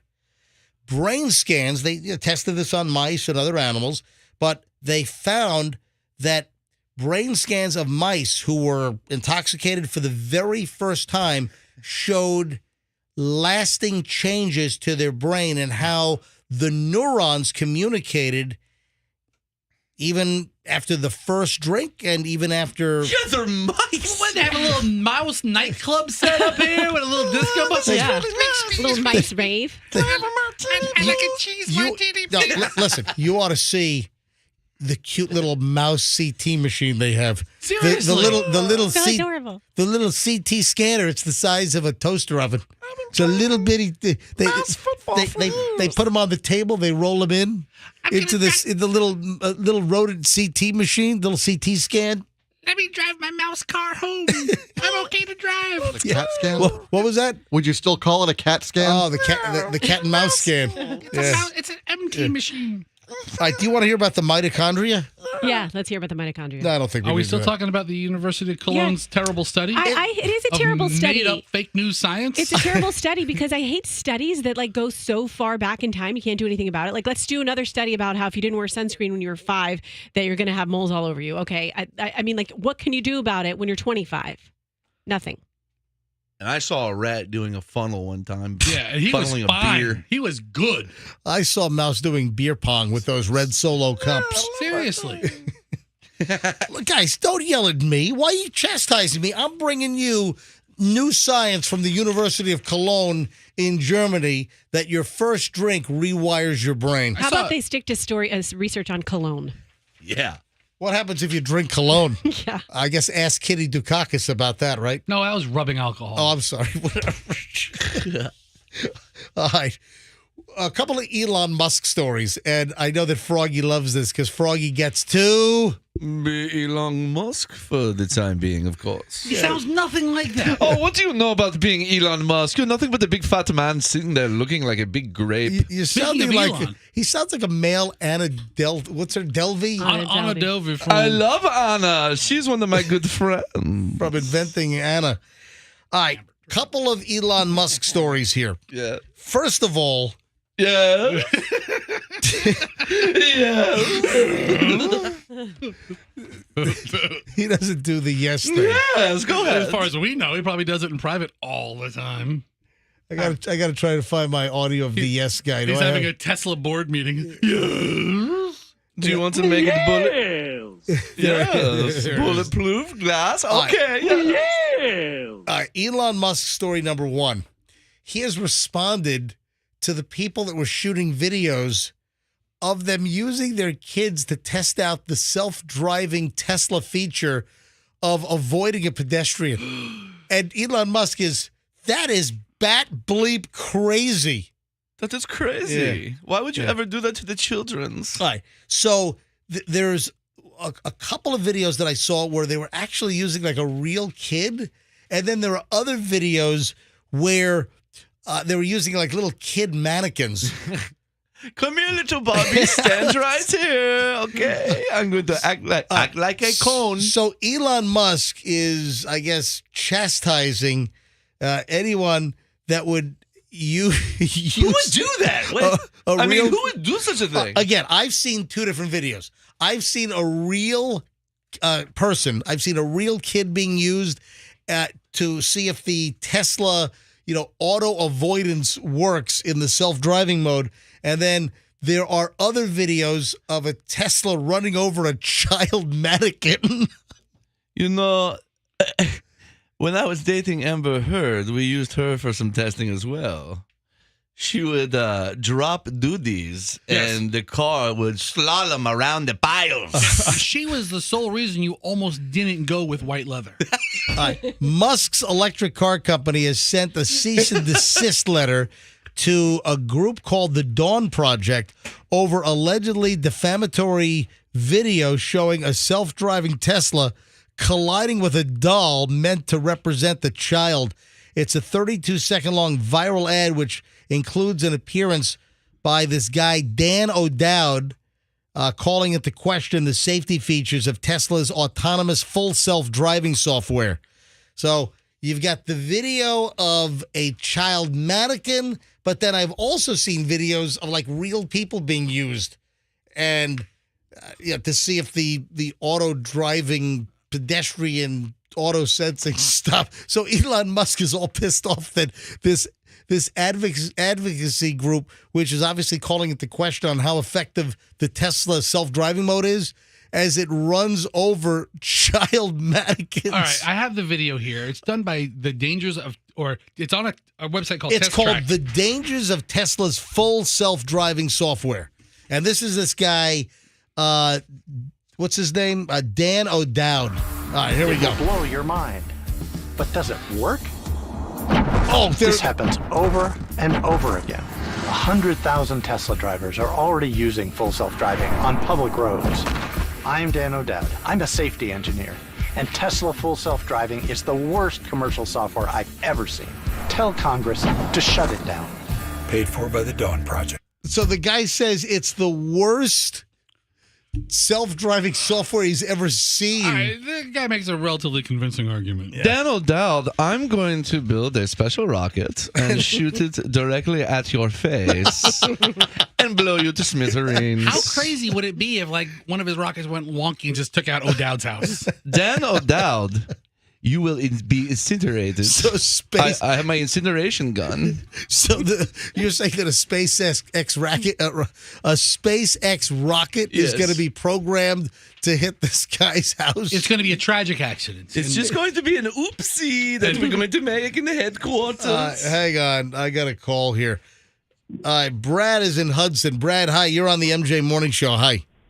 I don't understand. Let's get Fester's Tesla. Let's get Dave the Dwarf. It can't go any worse than the Burger King incident, and we'll test it in the parking lot. Oh, that's right. Hey, Fester, I'm guessing that you're such a cheapie, you probably didn't get the self-driving software option on Allison's new Model Y. All right, I don't know that I can be called a cheapie after I buy a Tesla. However, I didn't buy it because I don't believe Dude, you got in a it. trunk full of fast food cups and you walk into fast food restaurants and walk up to their soda fountain to steal drinks. My life is very weird. I have extremes on both sides. Yes, you do. However, I like the idea. I don't have that feature on the car because I think it's ridiculous. I can't wrap my head around having a car drive. All right, so you did not order the autonomous self-driving feature. And since I bought the car... Now, is it there and you just have to buy the software to turn it on? Yeah, it's a software package. I heard somebody told me I could rent it for a long trip if I wanted to, or Gotcha. for subscribe to it. But yeah, I didn't get it. And then he's raised the price again. When I bought my car, I think it was like $7,500, and then it was $10,000. Didn't I hear that they're raising it to like $15,000? Now it's $15,000 to mow over midget mannequins. Well, and this advocacy guy, the safety dude, is saying that it's the worst autonomous driving software that he's ever seen. And tell Congress to what? Stop Elon Musk and his self-driving cars? Hey, Brad, good call. I do like the idea of Dave the Dwarf, or maybe, Shorty Shane, maybe. Dave the Dwarf's not in the best Dave the Dwarf is not in the best physical condition. I don't know if he'd be able to do it. I mean, he may want to, just to... Oh, Fester, stop that. Hey, man, that's terrible. Put me out of my misery. Hit me with your Tesla. Don't talk that way about the other Elon Musk story is this. Since the embarrassing photos of him appearing all chunkified with no shirt on, with his giant Elon nipples, appeared while he was on some yacht in the Greek Isles. I think, was he in Mykonos or something? I love the Mykonos Islands. Yeah, Elon Musk, by the way, has now lost 20 pounds. That's right. Yep. How do you do it? The new Tesla tapeworm. You just take it and insert it, and it does the rest. He was hit by a Tesla self-driving car, and he had his jaw wired shut. He was on a feeding tube in a hospital bed for the last 3 months. Yes, it's very true. It's true. My jaw's been wired shut, yes. That's how he lost 20 pounds. No, all kidding aside, because that picture went viral. It was all over the world of Elon Musk not looking like he was in the best physical condition. And since then, Elon Musk told followers on Sunday that he's lost over 20 pounds from his unhealthy peak weight. Lipo? No, he says that he used occasional fasting, the intermittent fasting. So he would go apparently for a length of time and not eat anything. And listen, a lot of experts, they do give a thumbs up to the intermittent fasting. A lot of experts say you should live that way. Yes. But I get so hungry. Some people say, or some experts say, that if you do intermittent fasting, that it extends your life. Yeah. That you're going to live longer. Yeah, look at the cavemen. They live so... Oh, wait, no, they didn't. Well, who said anything about the cavemen That's what it goes and back intermittent to. fasting? That's what it goes back to, because, old prehistoric humans didn't eat sometimes days at a time. They only ate for a little bit. Yeah, whatever they killed, they ate, and then they didn't eat. You're an expert on prehistoric humans now? Please, shut up this big man. Listen, Elon, with your intermittent fasting. He is actually right about that, about the cavemen doing intermittent fasting. However, cavemen didn't have modern medicine to deal in dental care and things like that. Can I state a fact? Can I state a total fact? And the diarrhea. Yes, the fact. Terrible. Can I state a fact, please? After the fact that Roxanne dropped on us that cavemen didn't have modern dentistry? Yes, please, go ahead. My fact is this. Fester, you have never intermittent fasted. No. You are not intermittent fasting right now. I intermittent fast from 5 o'clock in the morning until 10 o'clock at night. And then I usually don't eat from 10 to 5 in the morning. That's my downtime. And then I eat again at 5 in the morning and eat all the way again until 10 at night. So, yeah, I intermittent fast like those 7 hours of sleep. Right. I have no idea what the hell you just said. All right. It was a joke. I've had a lot of positive feedback.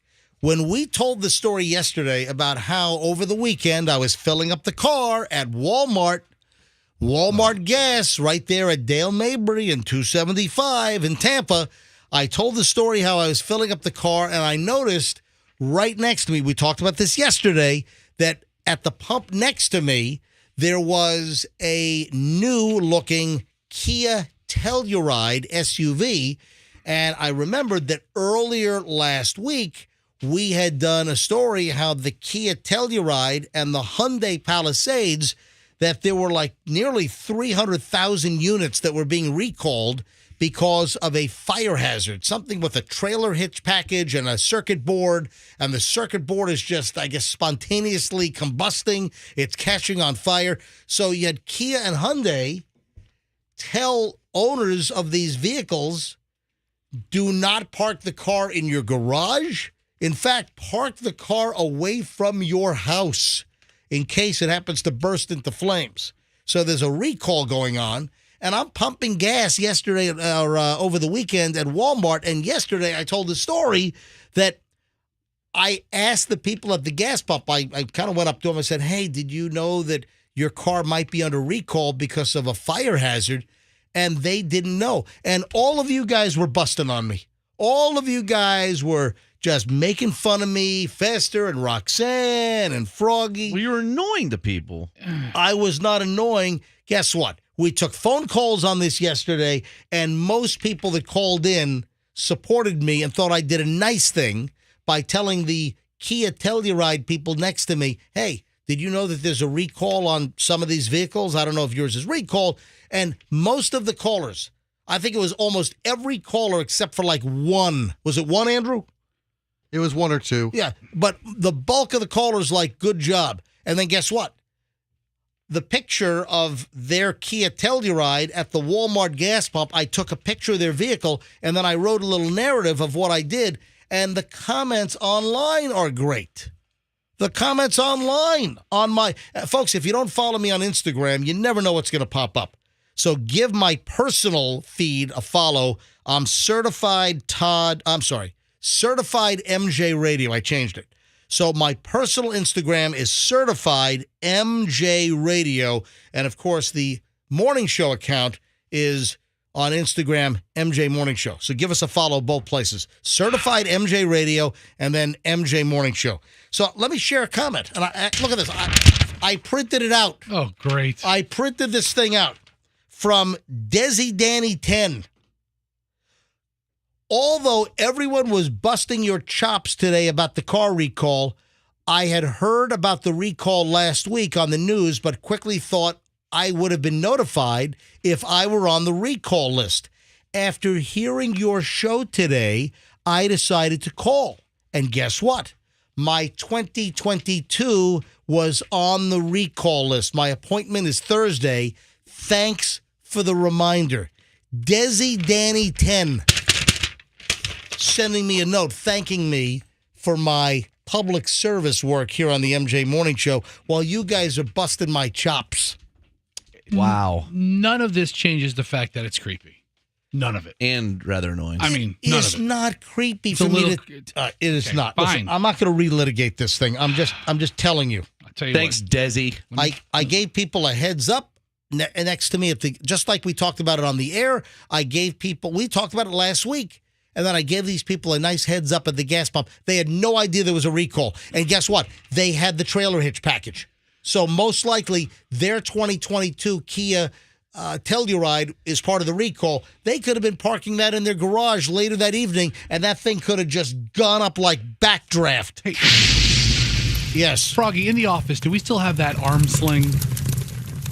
Let's get it for him now. I have a hypothetical. So he could nurse his broken arm from patting himself on the back. The patting myself on the back joke. Yeah, that's what you're doing. I've never heard that one. It's the truth. Here you are. Listen, MJ, let me later. ask- Let me bring this up again to show you how I helped Desi Arnaz over here. Thanks, Lucy. No, MJ, Yes. if you were at the gas station, same thing, but you saw a guy smoking while I've pumping seen that gas. too. Would you say yelled, something? I've yelled at somebody. Yes. Well, see, what are you doing? Hold on. You would not say something to somebody smoking at the gas pump? I would just get out Why? of there. Then they'll What stab the- me. All right, we ought to go back to phones. No, I'm not going to say nothing. Wait a minute. Because that person obviously smokes. They're tough, probably a biker. You're at the gas station and somebody is smoking a cigarette while filling up their car. I And saw it yesterday. You're not going to say anything? I saw somebody smoking a Black and Mild and pumping gas, and I said, have a nice day. Welcome to America. Would you tell Fester to shut his engine off if you saw him pumping gas and his engine was on? I mean, he's just a little You know what? Karen. He's just yelling at everybody. I am not, and I don't think that I would yell at somebody for leaving their engine on, but somebody smoking, I've done that. I have seen somebody smoking, and I'm like, I think I said, are you effing crazy? Why would you try to start a confrontation like that? Are you nuts? I'm not nuts, but somebody... All right, let's go to phones on this. Oh. All right, folks, would you say something if you're filling your car with gas at the Texaco, the Wawa, the Chevron, the whatever, the Speedway? Would you say something if the person next to you is filling up their car with a cigarette dangling out of their mouth or in their hand while they're squeezing the nozzle? What's you saying would you something? or would you say nothing? All right, let's go to phones on this. 800-990-1047. 800-990-1047. I'm John Quiones. What would you do? Oh, that's Did he ever do that? Oh Was that my ever a premise for his show? Yeah, he did. No, he didn't. Oh, this particular skit? No. What are you saying? That's what we're talking about. Oh, I thought you meant, did he say that? Yeah, that was his tagline. No. Did what would you do with John Quiones? Did they ever have somebody smoking at a gas pump? Oh my God! All right, let's go to phones on this. Now the crew is busting on me that I shouldn't say anything if somebody is smoking at the gas pump. Bester, do you smoke cigars at the gas pump? I leave him in my cup holder. Okay. I don't look at smoke the them at phones. pump. What's going to be accomplished by you doing that? Are I they know, gonna- the guy's I gonna didn't shoot know. you. Wow, What's going to be accomplished? Like maybe the gas station not blowing up or the guy catching on fire? Like people don't know they're not supposed to do that. You Well, think anyone doing it doesn't know? Listen, you've got a friend that saw a kid in a hot car yesterday. We got to talk about that story. I would say something about don't that. people know that you can't leave a little kid in a hot car for 25 minutes in a parking lot of a store? All right, that's a whole other story Roxanne's got to tell us. Right after we grab phone calls here. I can't believe that you turds are busting on me for saying that I would yell at somebody who's smoking a cigarette at the gas station while filling up the car. All right, I want to go to phones on this. Every line is jammed, so when I clear a call, try to get in. 800-990-1047. 800-990-1047. Lisa is up first in Largo. Little morning alliteration. Hello, Lisa Largo. You're on the MJ Morning. Do you have a limp? Lisa in Largo with a limp? Oh. Yeah, no, I do. I just had a steroid shot in my foot. Oh, hold on. You what? You really do have a limp? Oh, wow. I had a steroid shot in my foot yesterday. Oh, yeah. Hold on. You got plantar fasciitis or whatever that's called? Yeah. Oh, look at that. I'm a podiatrist Here now. you are trying to make an alliteration joke. Yes, and now she's and limping. she actually has a limp. She's actually limping. Are you a lefty? Oh, my gosh. Yeah, I mean, all right, so Lisa, let's get back to the gas station here. All right, so can you believe the guys are yelling at me that I would say something to somebody smoking while filling up their car with gas? No, I would too. No. I would too. But I got to tell you this. This is what happened to me. I pulled in. I'm guilty. I left my car running, and I was filling it up. And this guy from the other bank or on the other side starts yelling at me. He goes, "You're supposed to shut your car off." And I looked over, and he had a cigarette in his mouth, angling as he was yelling at me. Wait, he's telling you to shut the car off while he's smoking a cigarette. Lisa, thanks for the call. Ken is in Wesley Chapel. Hey, Ken, you're on the MJ Morning Show. Hi. Hey, so, MJ, I got to say, normally I would agree with you, but just the other day, I saw somebody doing something insanely stupid, and somebody called them out for doing it, and it ended up in this physical altercation. They got in a fight. There you go. And so... Well, I got to ask what the details Ken, were. what'd you see? What did you actually witness? So, it was actually in a elementary school car line. Yeah. So, Nothing like an elementary school car line fight between parents. Go There's ahead. a lot of tension in car line. It was actually the crossing guard. He actually waves traffic on either side through so it doesn't back up too long. And as he was waving one side through, some idiot on the other side just decided to go up while there was traffic coming towards him. And so the crossing guard was like, "What are you doing? You got to get out of the way. Get out of the way." And so he moved, but he kept trying to creep up on the shoulder, and the crossing guard kept telling him to get over, get over. And when he got up to him, he got out of the car, and this crossing guard's like 70, and this other guy's probably in his mid-20s, and he gets out and, starts throwing punches. And it's like, Hold on. The 20-year-old is throwing punches on the 70-year-old crossing guard at an elementary school? yeah. And this was in Wesley Chapel? Yeah. Which elementary school was this? It was Quail Hollow. Oh, that's one of the toughest elementary schools in the Bay Area. Where's the news story on this? Yeah. The mean streets of Quail Hollow Yeah. in Wesley Chapel. Wesley Chapel's real tough Yeah. these days. Stop Outlet hitting me. malls. All right, so what happened? Were the cops called? So at that time, the guy actually kind of just de-escalated it by walking away. The 70-year-old man, he just kind of backed up. He got out of there. They sent a security guard out, which I don't think they're actually cops. I think they're just like rent-a-cops. They're with the county, but they're not like sworn officers. All right, so Ken, back to the original. Before I go back to phones here, Ken, you see someone smoking at the gas station. Do you say something? Like I said, normally I would, but after that, I'm like, I don't want anybody coming after me. All right, so am I putting you in the yes column or the no column? No. No. All right. Thank you, Ken. Ken, thanks for This the is call. going to lead to, number one reason, leads to an altercation. You don't know Billy. the guy has a gun or a knife. Let's go to Port Richey. Billy, you're on the MJ Morning Show. Hi, Billy.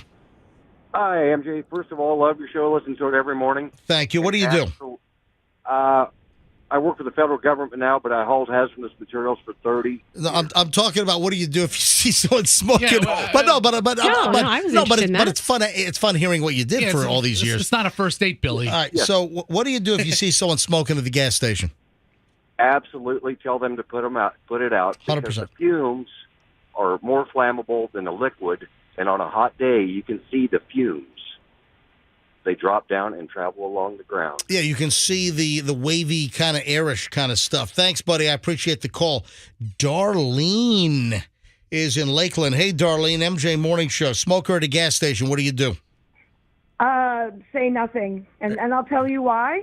I worked for a guy who was super crazy, and he offered me a ride home one day. And we were driving down the road, and we got to a stoplight, and someone next to him rolled down the window and said, "Hey, you might want to slow down. There's a lot of pedestrians in this area. You're driving kind of fast." And my boss didn't say anything, and we drove to the next light. And my boss slammed on the brakes, got out of the car, found a big giant stick laying on the side of the road, beat the ever-love and piss out of the guy's car, got back in the car, and drove me back home. Oh, my gosh. Wow. Who's your boss, Tony Soprano? You witnessed your boss beat the crap out of this person's car? It's amazing. Correct. What kind of line of work are you guys in? Well, it just happened. It was a daycare center. Yeah, it's a church. He's a pastor. What kind of work was it, Darlene? I'm a vet, but it wasn't here in Florida. It was back home in New York. Was the guy a veterinarian? Yes. Oh, yes, wow.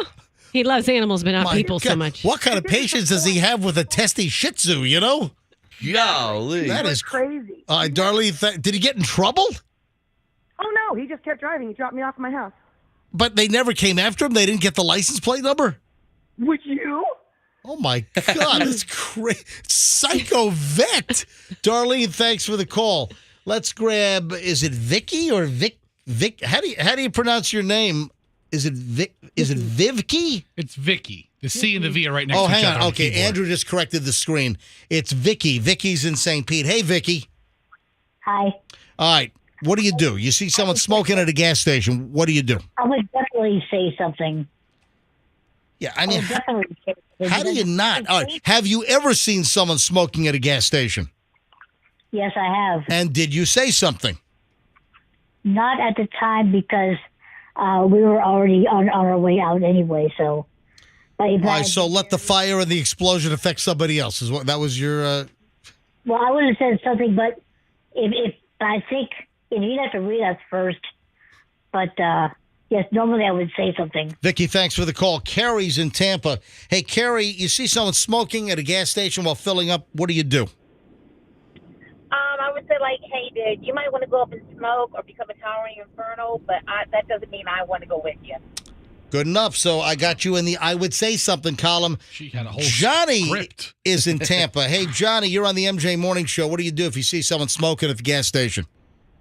So I don't think I could beat the stick story, but back in the 80s when I was a kid, my dad taught me that it's not the cigarette that will light the fire, it's an open flame.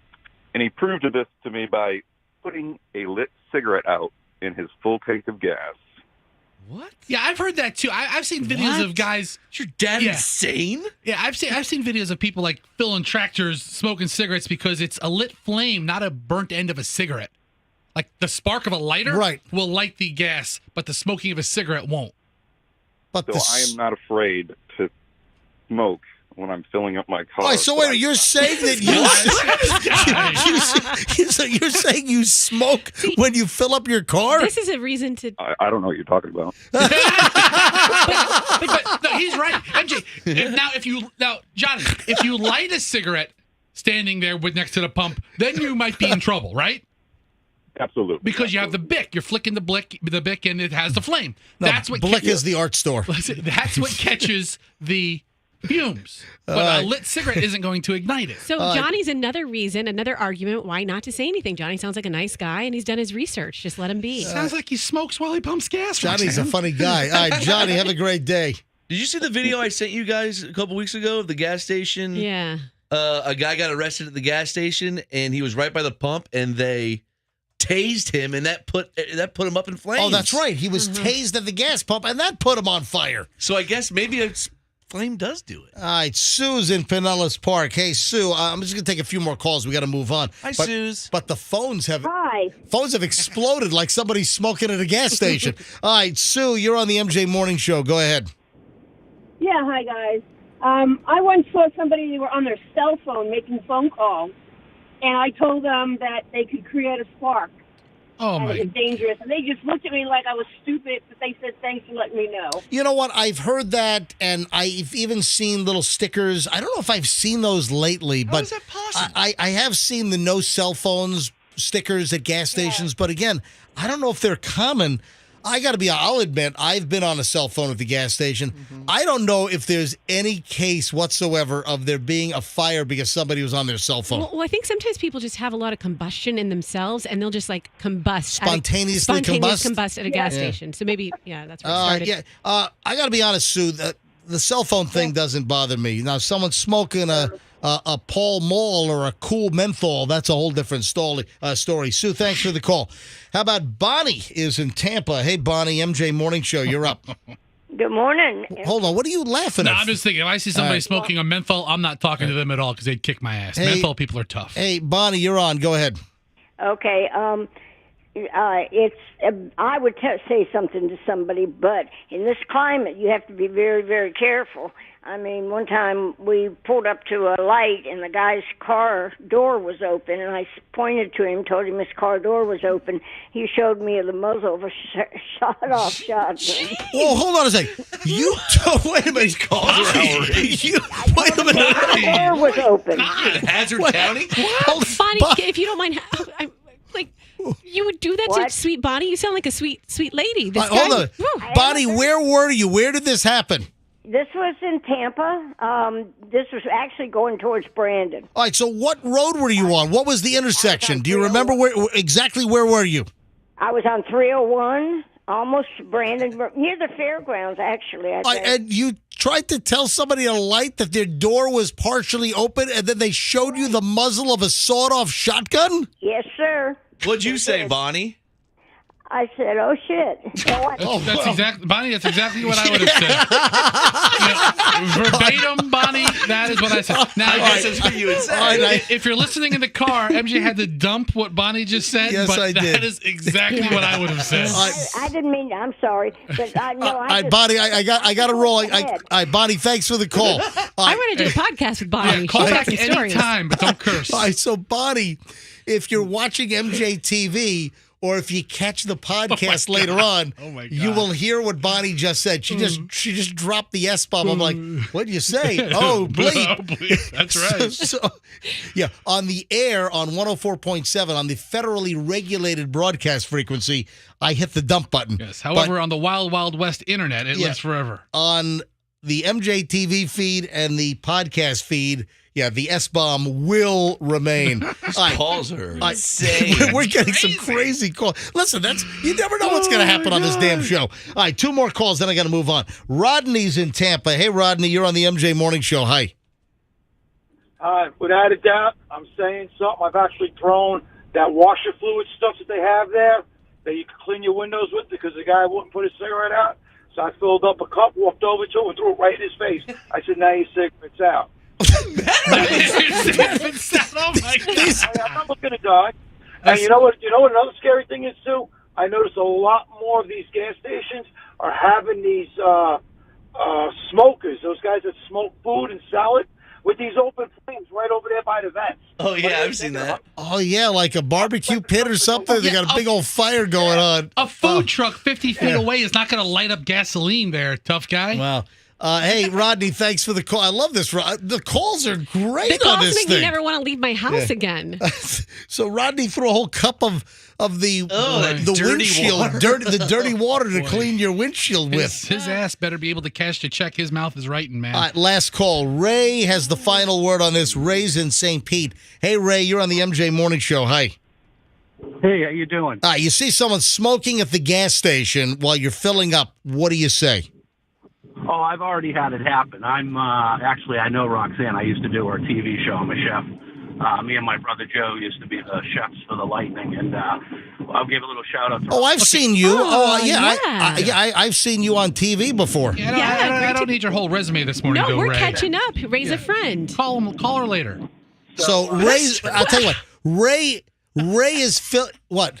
That's just I don't need Ray's whole resume. Let's get to the point here, You Ray. probably want all Ray's recipes. What did you stop at the jerk store last night, Fester? I didn't stop there. I live there. Anyway, Listen. I can see Ray's filling up his car, and he's got the creme brulee torch going on right at the. I got to feed these to the Lightning players, and I'm running late. He's a chef. All right, Ray, go ahead. You're up. Oh, okay. So I have this ongoing, maybe I should see a psychiatrist. I have this ongoing dream of blowing up at a gas station. So you already know that I'm triggered. I had one time, same thing. Guy lights the cigarette up, standing by the gas station, by the gas pump, pumping his gas. I walked right over to him and said, dude, put it out. And as Roxanne knows, I'm about 6'2", 285 pounds. That guy put it out in 2 seconds. There you go. I have nothing to say. All right. Hey, thanks for the call, Ray. Love it, Ray. Yeah, You put him in his place. Appreciate it. All right. So listen, overwhelmingly, that was, if I kept track of them all, and I know I got all the no's, right there, that was 6 calls said. It was a bunch. 6 calls said yes, they would say something if someone was smoking, and it was only 3 calls that said no. I didn't know we were keeping that accurate a tally. I but kept a tally, okay? Wow. What amazing calls from Bonnie with the shotgun. The guy who beat the boss who beat up somebody behind him. Holy cow. I mean, every call was fantastic. Hey, did you see the DoorDash delivery guy that then stole a package off the customer's porch? Get out of here. Yeah. I mean, don't these boneheads know? Can't you recognize like a Ring doorbell camera?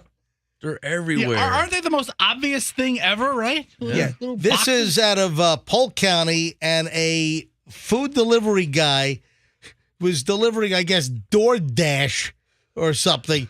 And this guy is caught walking away with a package out in Davenport.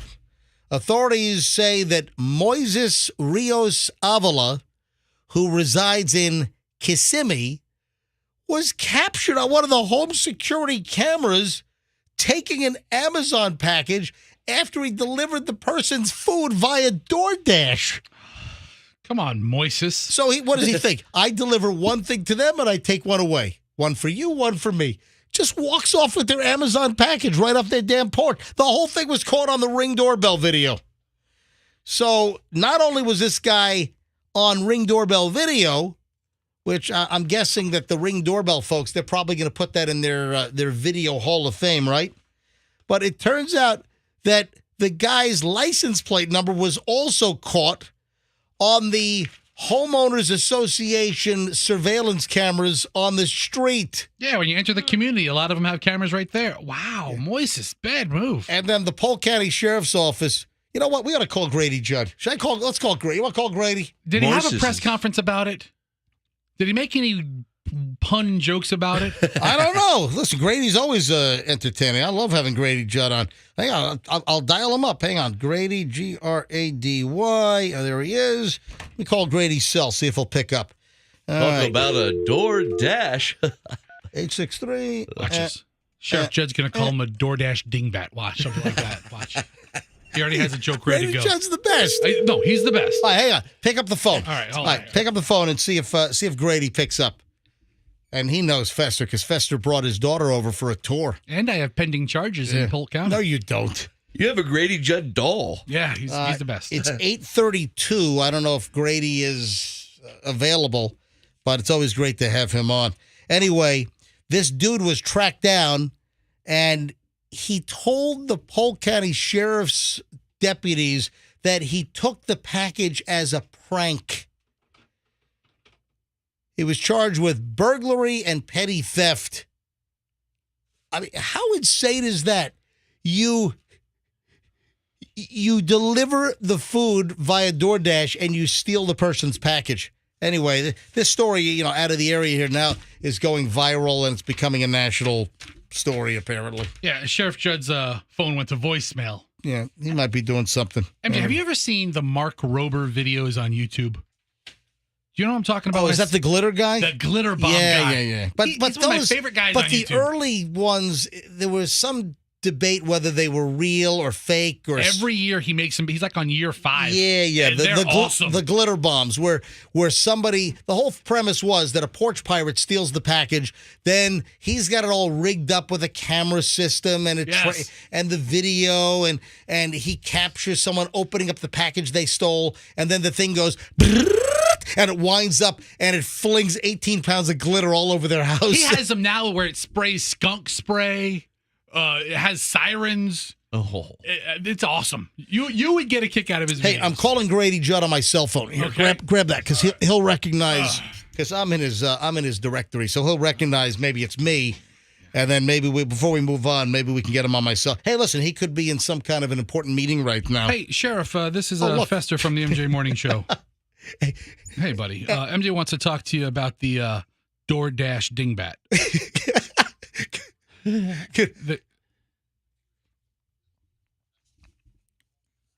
So, Fester, right. What happened? All right. So you didn't. Okay. Can I call him right? All right. Tell him I'll call him right back Hey, on the. Can we call you right back on our studio line so MJ could at least give you a press briefing about it? All right. Hang on. Tell him I'll call him right back. All right, here we go. All right, hang up. All right. Thanks. 863. I don't think he wants to talk to us. Why is that? He said he said yesterday he was so tied up he didn't get a briefing on it. Oh, well, it's all right. I'll fill him in. I offered Your you. call has been. He's not picking. Hey, I gotta. Damn it. You guys bothering the. He loves to take our call. Oh, I'm sure. All right, hang on. Call has been forwarded to an automated. Now we're going to voicemail. Anyway. That's convenient. No, listen, maybe he's busy. He's a busy dude. Yeah, he said, listen, I'll call you back. No, he said he wasn't briefed on that one? No, he said, Fester, I'll be honest with you. I was so busy yesterday, I didn't get a briefing on that. Listen, that's fair enough. But he is a DoorDash dummy. He's going to use that in the press conference today. That's totally plausible. No I question. don't think he gets briefings on everything. It's not like the DoorDash package was the most pressing thing in Polk County. Yesterday, he probably busted like 350 people on a human trafficking ring, and the DoorDash guy wasn't top priority, although we're talking about that on the morning show. You know what else is getting a lot of... hold on, I'll try it one more time. No, let him go. Let him call. Just let it... This is where you, don't be a psycho caller. All right.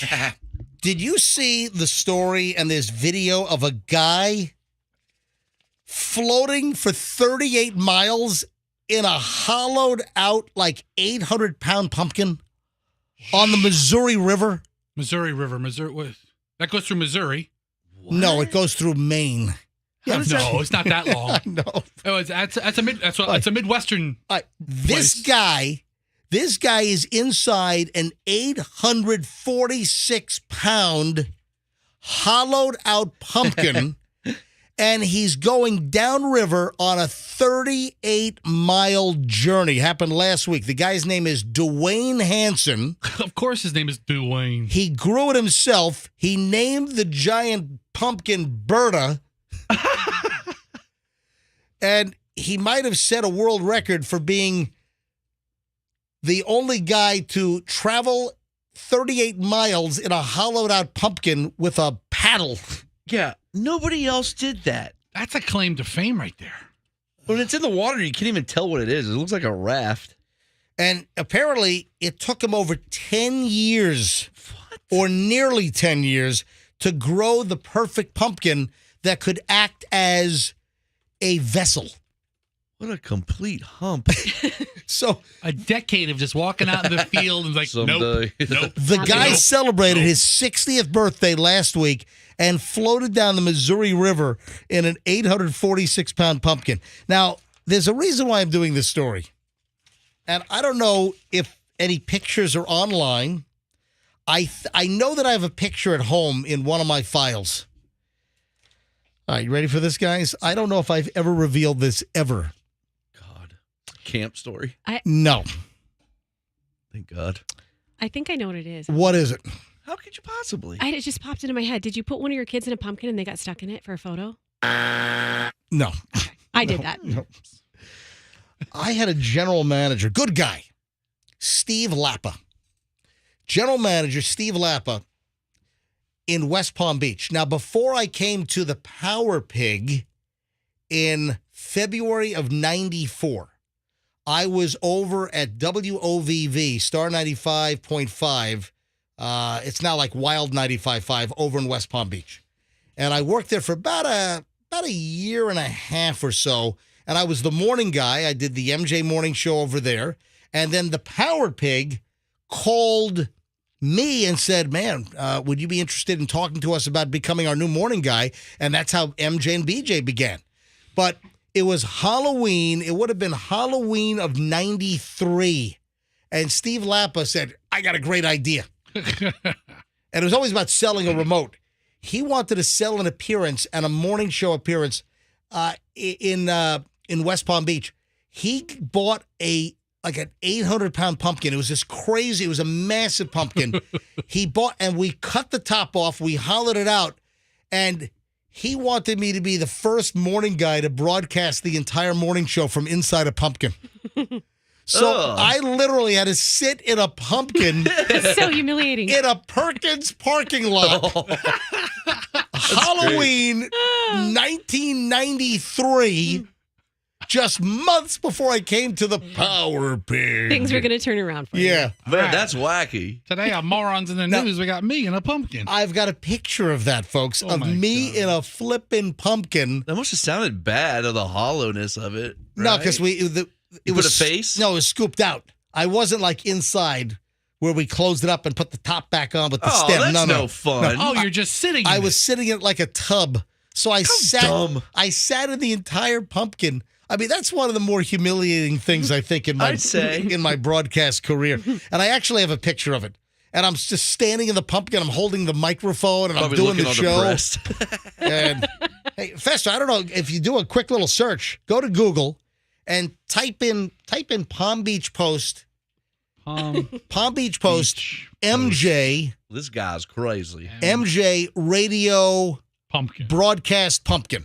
Radio broadcast pumpkin. It was at Perkins. I remember it. Did you get breakfast? Steve sold this whole remote, so Perkins paid for me to be there. Everybody gets a free pumpkin pie. Everything. I don't know if it was in the Palm Beach Post. The Palm Beach Post. I think I was on like the front page of the Palm Beach Post as I'm broadcasting from a giant pumpkin. You could have taken little bites of your pumpkin and then had a can of Ready Whip with you and had some delicious. Yeah, Fester's trying to search for it. It's not on images. Yeah, it doesn't seem to have made the archives on the internet. But how embarrassing is that? That's bad. Inside a flipping pumpkin. I know what we're doing this Halloween. Get the pumpkin. That's bottom of the barrel. So, and he paid a fortune for the pumpkin. Oh, and he had to sign a contract that all of the seeds. The guy we brought the pumpkin, the guy he wanted those seeds back. The guy that we bought the pumpkin from, we had to guarantee and sign like this affidavit. We had to sign a contract that we would give him all of the seeds from inside the pumpkin. Oh, I would have kept one of those. And done what? Grown a giant pumpkin. Your backyard is an 800-pounder. Is that not crazy? Wow, how embarrassing. Anyway, that's my life, ladies and gentlemen. Broadcasting from a freaking pumpkin. I'll dig up the photo. Should we put that up on our website if I can dig it up? Mm-hmm. Between now and Halloween, absolutely. If you can dig it up. All right, I'll find it. It's in my West Palm stop file. Hey, did you see that Michael Jackson apparently is still dead? Well, no. He used all these fake IDs for a particular reason. Michael Jackson fake IDs. You got to hear it. Oh, and you know what else I saw? Oh, jeez. You can't put a penny in your mouth to try to negate or thwart this. There were a couple of things at play. Because I remember there was a thing when I was a kid, but then I guess this is like a newer wives' tale that if you're, well, hang on. Why putting a penny in your mouth or a whole bunch of coins in your mouth is not going to work for this? All right, I'll explain in just a matter of moments. So hold on to that. Back in a second with a whole lot of stuff next on the MJ Morning Show here on Q105. Our friends.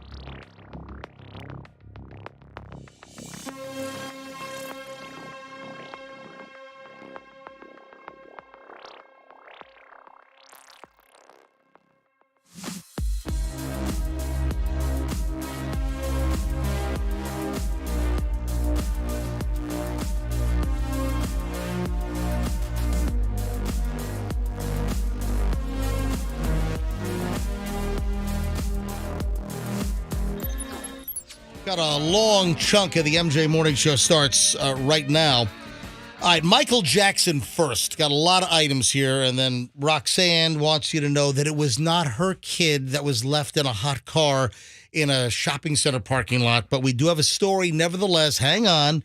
Man, you were quick to try to make sure everyone knew that you didn't leave your kids in a hot car. Yeah, the way you teased it, so people are going into their jobs, and that's the last thing they see here. Hold on. Fester. Yes. The way that I teased that story, did I even insinuate that Roxanne left her kids in a hot car in August in a parking lot? I mean, it could be construed. That's what you were talking. You said Roxanne and hot kids or kids in a hot car. She had a mouth full of potato chips, which I've never seen her eat ever. Yeah, the first time ever I've seen her eat potato chips, and she cracks her own mic open saying, and chip parts are flying out of your mouth. Well, I just want to say that it was said in a very open. Are those salt and way? Are those salt and vinegar chips she's eating? No, just sea salt. Smells disgusting in Your here. breath is going to be awesome. All right, hey, on to Michael Jackson. We'll get to that.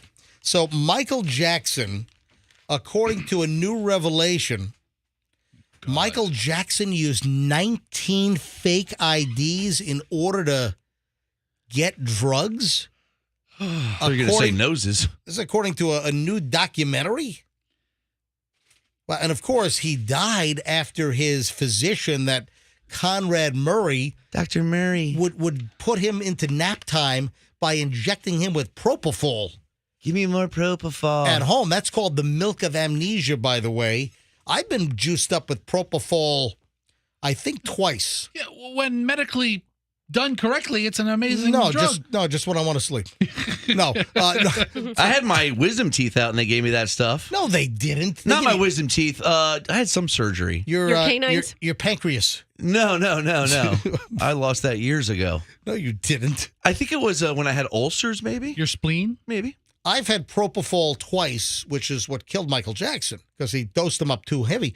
I've had propofol. I've had 2 colonoscopies. I had one when I was like 45, 46, and I had one just a couple of years back, and they knock you out with propofol for that.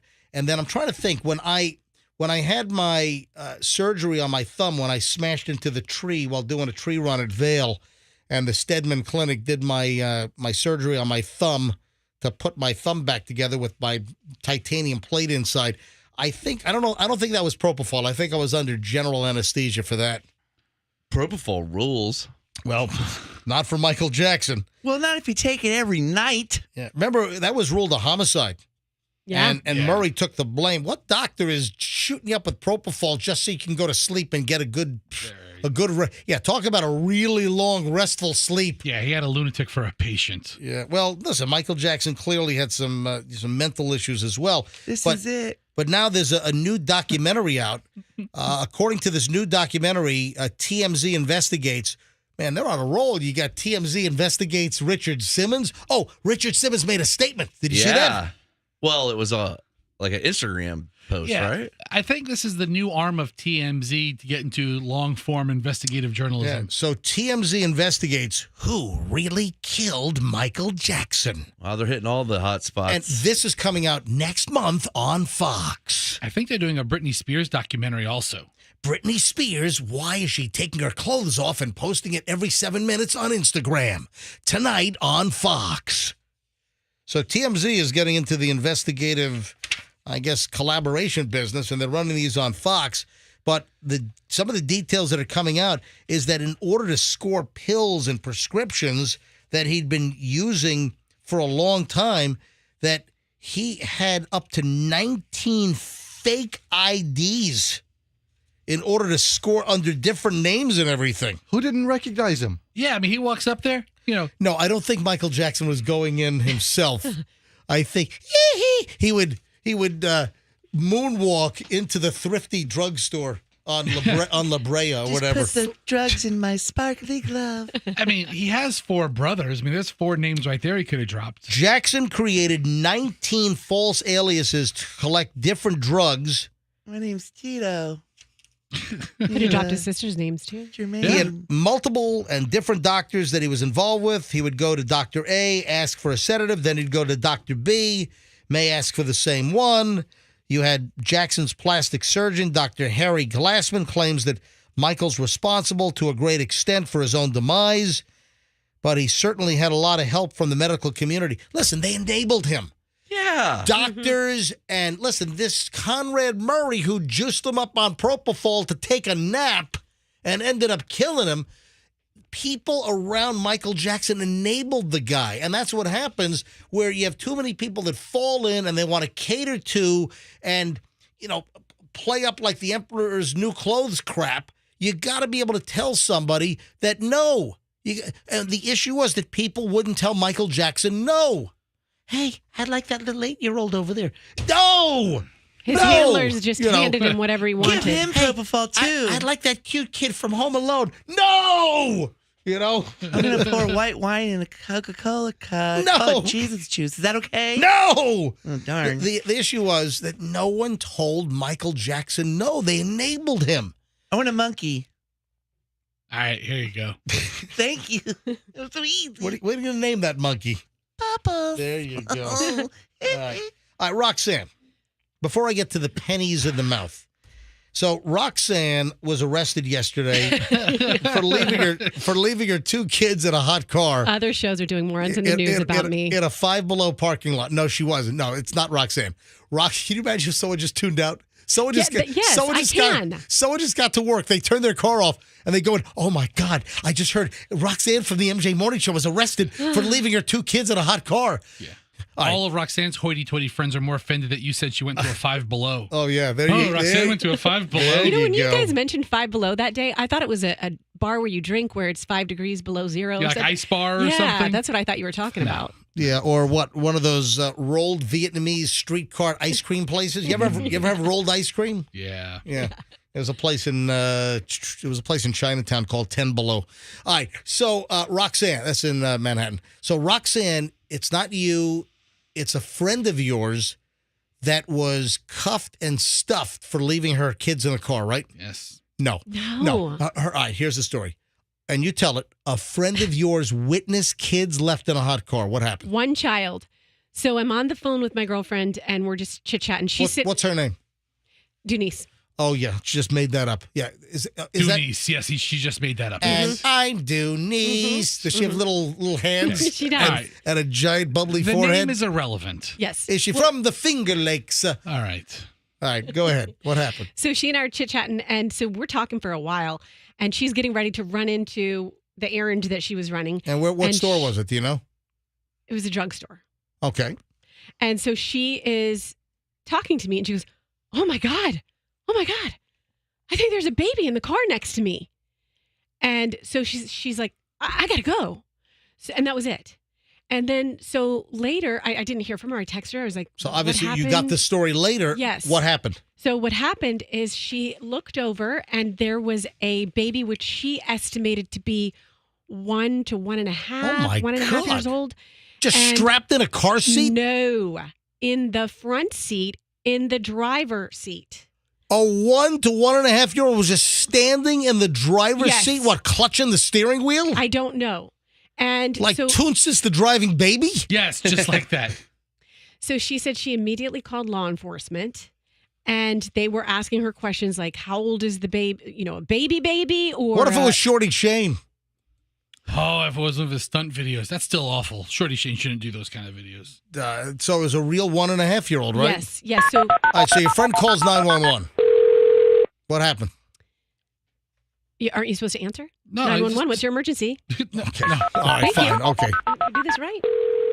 911, what's your emergency? I was just on the phone with my friend and I looked over and I saw a baby. I was just on the phone with Roxanne from the MJ Morning Show. You might know her. I have to. She's done lots of celebrity interviews. I'm sorry. I have to recuse myself from this call.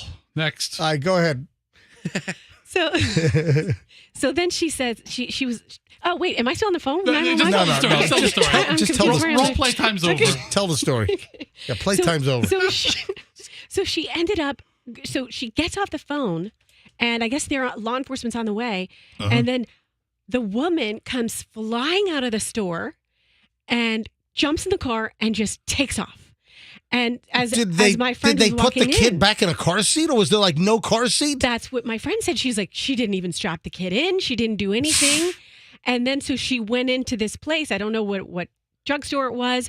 And the people in the drugstore was like, my friend starts telling him this woman was this baby was in the car. And they're like, oh my gosh, she was in here for a while. And so that's the information that I have. And the woman took off before the cops arrived. Now, where did this happen? What city? Tampa, Florida.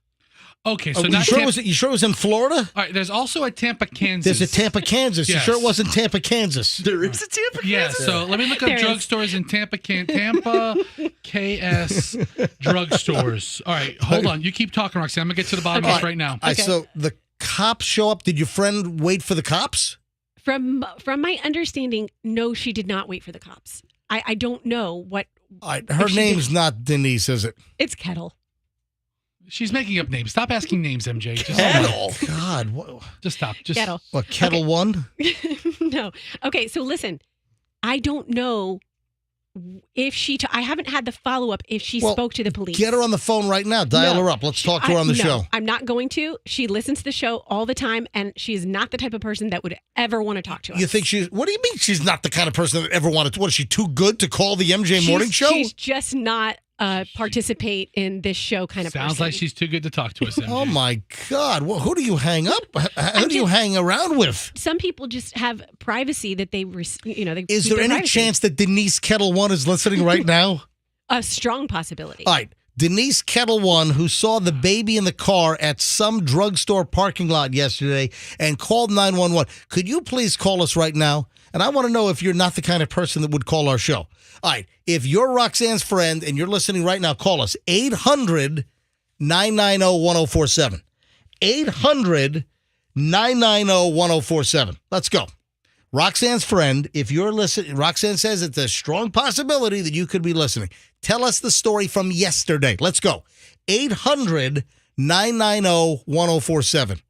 Denise Kettle, any other name you want to make up? That's enough. Oh, that's enough. Jessica. What does she do for a living? Doesn't matter. She'll make it up. It's private. Oh MJ, God. I respect my friend's privacy. I don't. I know you don't. All right. So she's not going to call us. And why didn't your friend smash the window? You get a rock or smash the window. Listen, in your car, who in this room has the window punch tool? The little hammer. Hold on. Roxanne, do you have a window punch escape tool? I don't know. Do I? What is this? What was that? Do they come with an X5? No, it doesn't come in the car. You need the accessory item. Everyone should have a window punch tool in case you need to get out of your vehicle and you can't get out, or if you drive into a lake or something, or you end up in a drainage ditch. Oh, hold on. Is this? Look at this. I've got Andrew just handed me. Do you always walk around with this knife outfit? Yeah. So Andrew just hands me. Guy. Oh my God! There are no concealed weapons allowed in this place. Oh, well, then I better leave. You can't have look at this. He's got a knife, and then it does have a window puncher.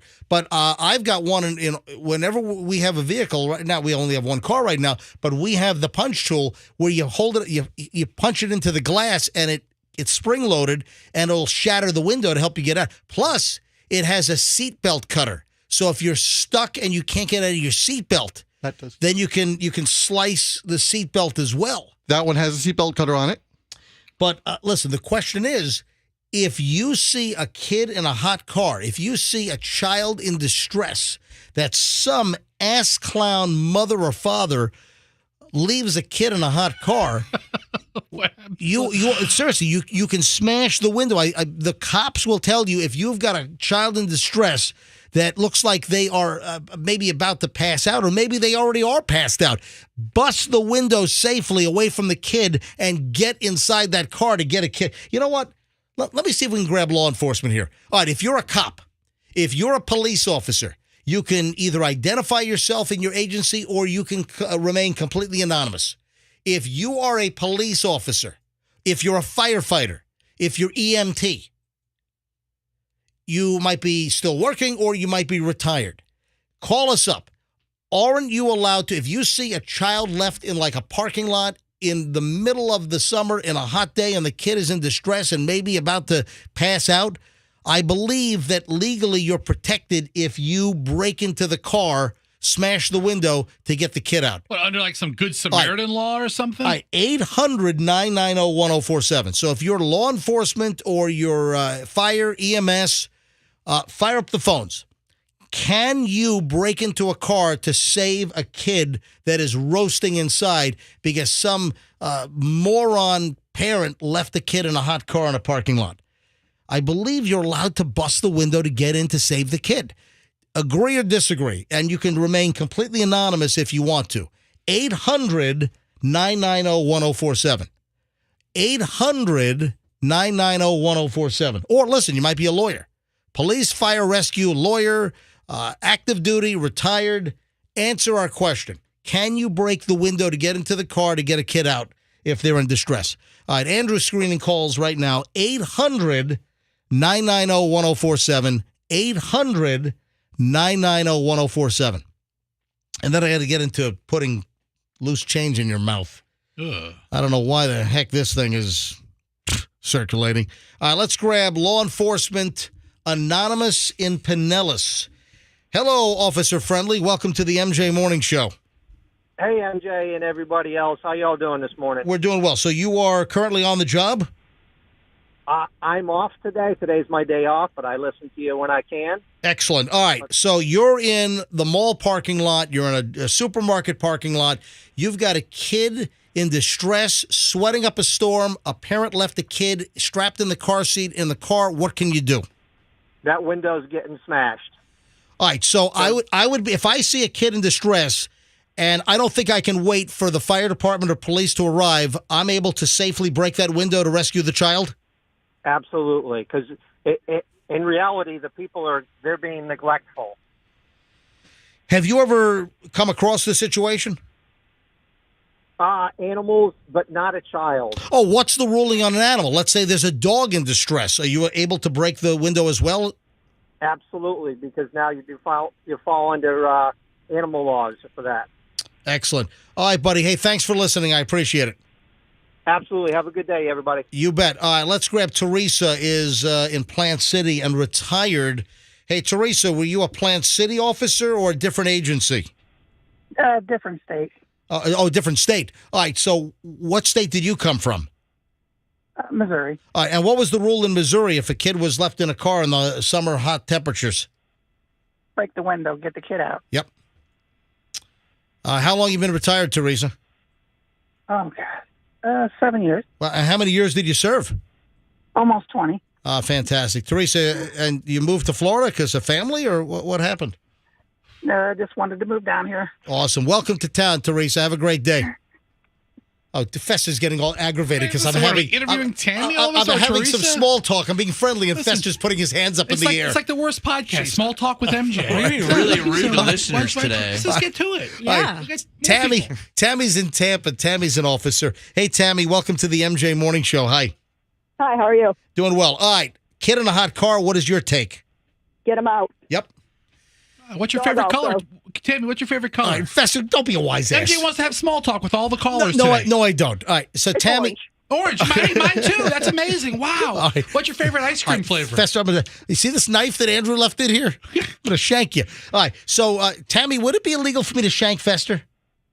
No. Not at all. All right, so Tammy, have you ever been in a situation where a good Samaritan had to break a window to get a kid or an animal out? Me personally, no, but I have seen it done. All right, and then I would be protected. I would not be charged with breaking and entering or burglary or vandalism if I had to get a kid out of a hot car. Absolutely not. Awesome. Tammy, thanks for calling. I appreciate you listening. Take care. Love you guys. Thank you. Love you too.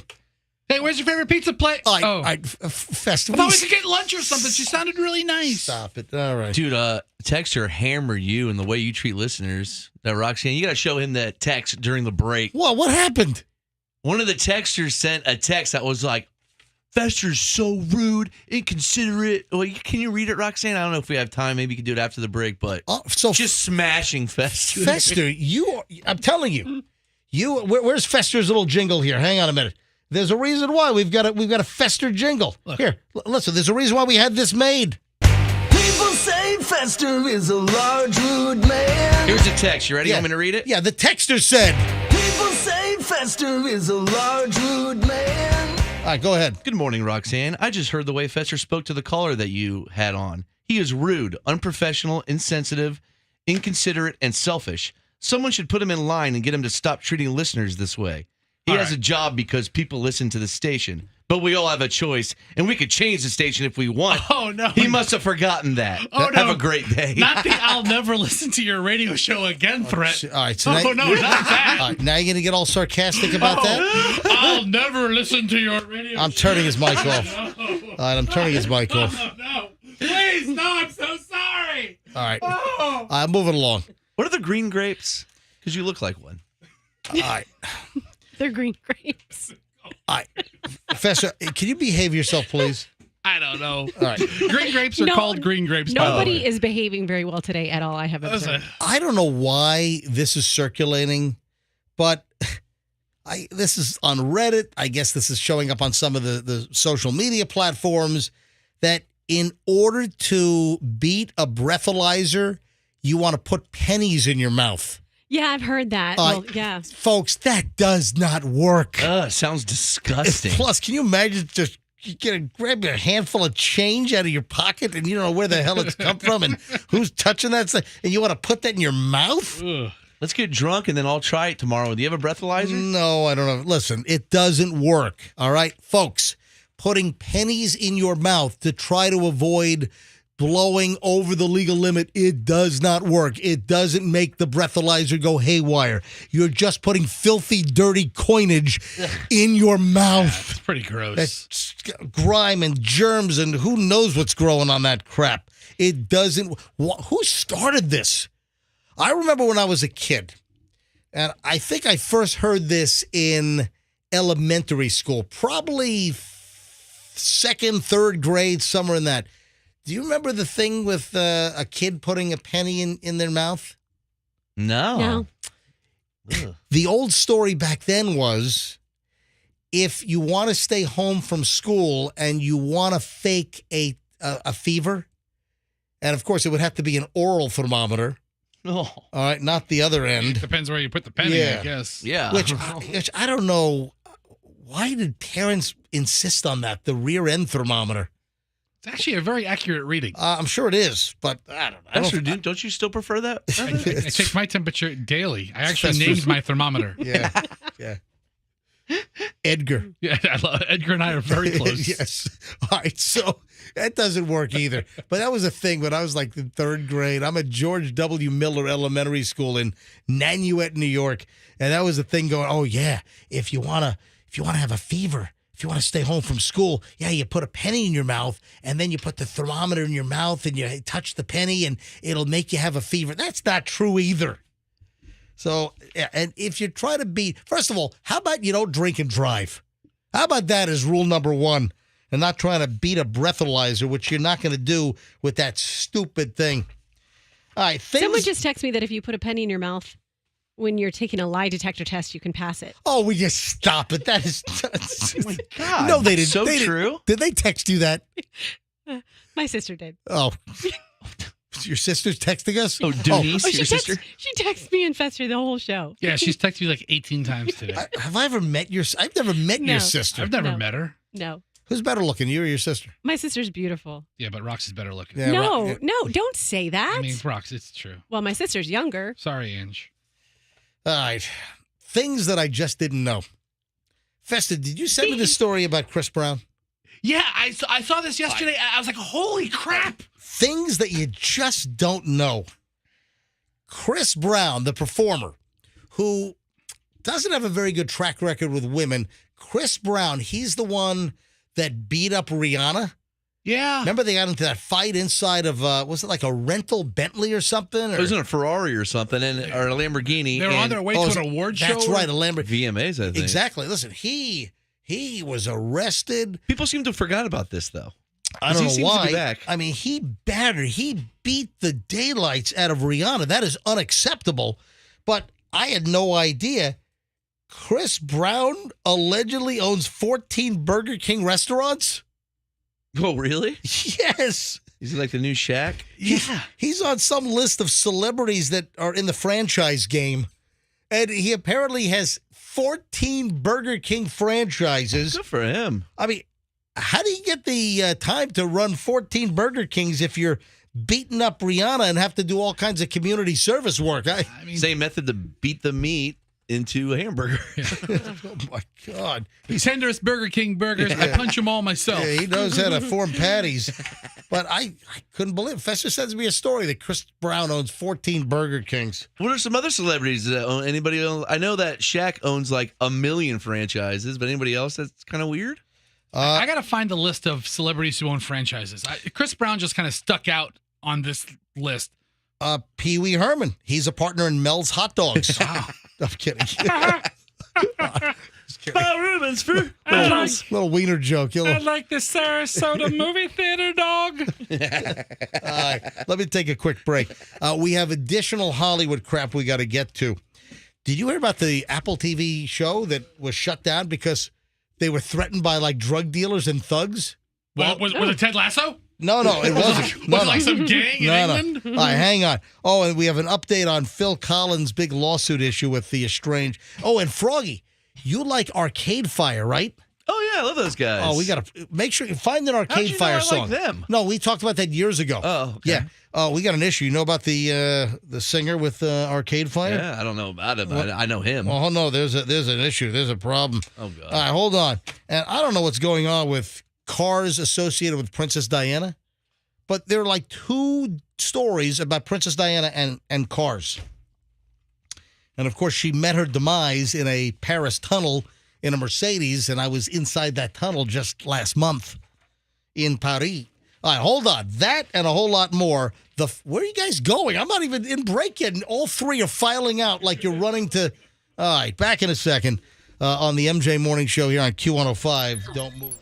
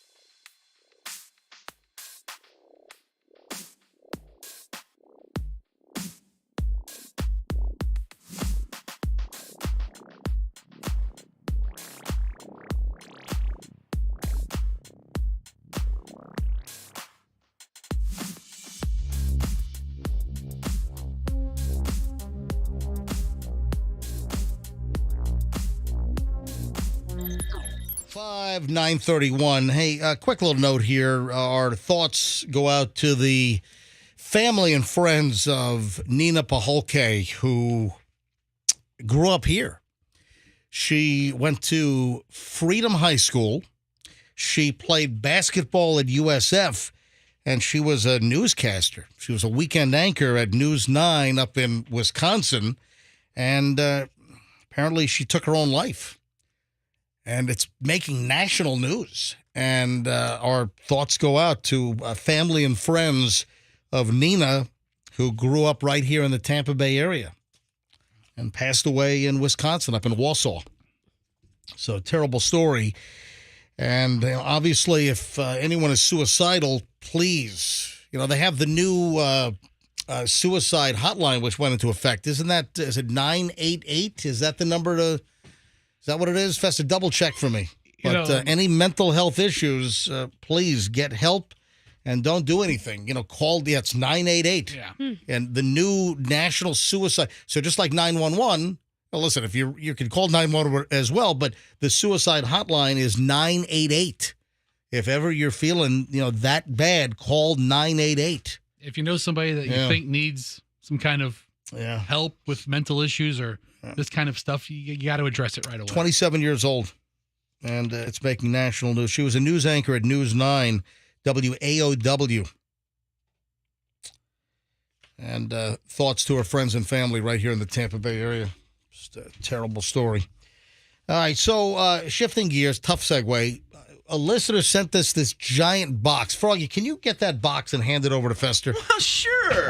Look, it's opened up, so I guess. Hey, there's a big M on it. Yeah, it's an M like in M&M's. From Michael. And a listener sent us this giant box. Let me guess, it's open. So Fester, I'm sure, has been all up and through this box. Okay, I have been all up and through this box, but I am not the person who opened it originally. Someone sent us a giant box filled with M&Ms, and it's a listener. So wait, there's M&Ms in there? Yeah, the whole box is filled with M&Ms. We got some caramels? We got like 59,000 M&Ms in here. So the M&M, the printing on the M&M is so small I can't read who gets what, but she sent us individual jars of custom M&Ms that each have a personal message on them, or for us individually. Who sent us this? You could tell the color by the taste. Who sent us this? Okay, so Stacy from Largo sent them to us, and she's so amazing. And she listens, and I talk to her on text, and Fester talks to her on text. But the nice thing is, she specifically asked all of us, this is for you, Fester. She asked all of us what our favorite colors were, because then she gave us those kinds of M&Ms. Oh, that's why you asked. Right. When did you ask me what my favorite color I was? asked you at least 50 times, and you never responded. I know. I don't think I responded, did I? No, you didn't. Roxanne's like, hey, what's your favorite color, Froggy? And Froggy's like, says whatever he says. And Listen, MJ's like, grr, grr, grr. All right, so we got a whole bunch of M&Ms and customized M&Ms. Are these mine? I don't know. But the cool thing is what they say on them. Like for mine, they are so amazing because they say all of my drops. Like my kids are shaking. My kids ate so much candy, they're shaking. That's a lot to put on an M&M. But thank you very much. It's a good eye test. M&Mj. They say Q105 on them. M&Mj. I mean, these are so special and thoughtful. Wow. Very nice. Thank you, Stacey. Thank you, Stacey. Yeah. Also, I love when listeners send us gifts. But do you know that there's something I've brought up over the years, and it hasn't happened yet? I know. All right. Listeners over the years bring us gifts. They mail us gifts. They ship us gifts. They'll come out. If we're doing an appearance, they'll give us stuff. And it's great. I always love to interact with the listener. Oh, this one's yours. Oh, it is? It's the Todd and Michelle M&M. These are like white and gray. Oh, that's nice. All right. Can I get my M&Ms, baby? I don't know which one's yours. Here, take the... I just opened this one up. Let me tell my story here. All right, go. So I love when listeners give us gifts. It's very nice. It's special. Thank you very much. Stacy, thank you. Ooh, Hal Herman and DJ Yuckface M&M. All right. There is something that I've brought up many times over the years. I've been doing radio now since 1982. I think the first time I ever brought this up, was sometime in I think it was like 1985. I think I first brought it up at college. Festa, do you know what I'm about to say? When I met with the Hollands about my financial plan, I legitimately brought this up as an avenue for potential income down the road. Right. Here's the deal. I've been doing morning radio for a very, very long time. And a lot of people have been really grateful for all the entertainment and the bonding that we have and the camaraderie. I've spoken to millions and millions of people over the years. Wow. Here is one thing that I brought up. I've said, if there are any listeners that love the entertainment that we've provided over the years, or me personally, Todd Schnitt, MJ. Or me, Fester, or Froggy, or Roxanne over there. I got to believe that there are people that listen to us that are loaded. I mean, money out the wazoo.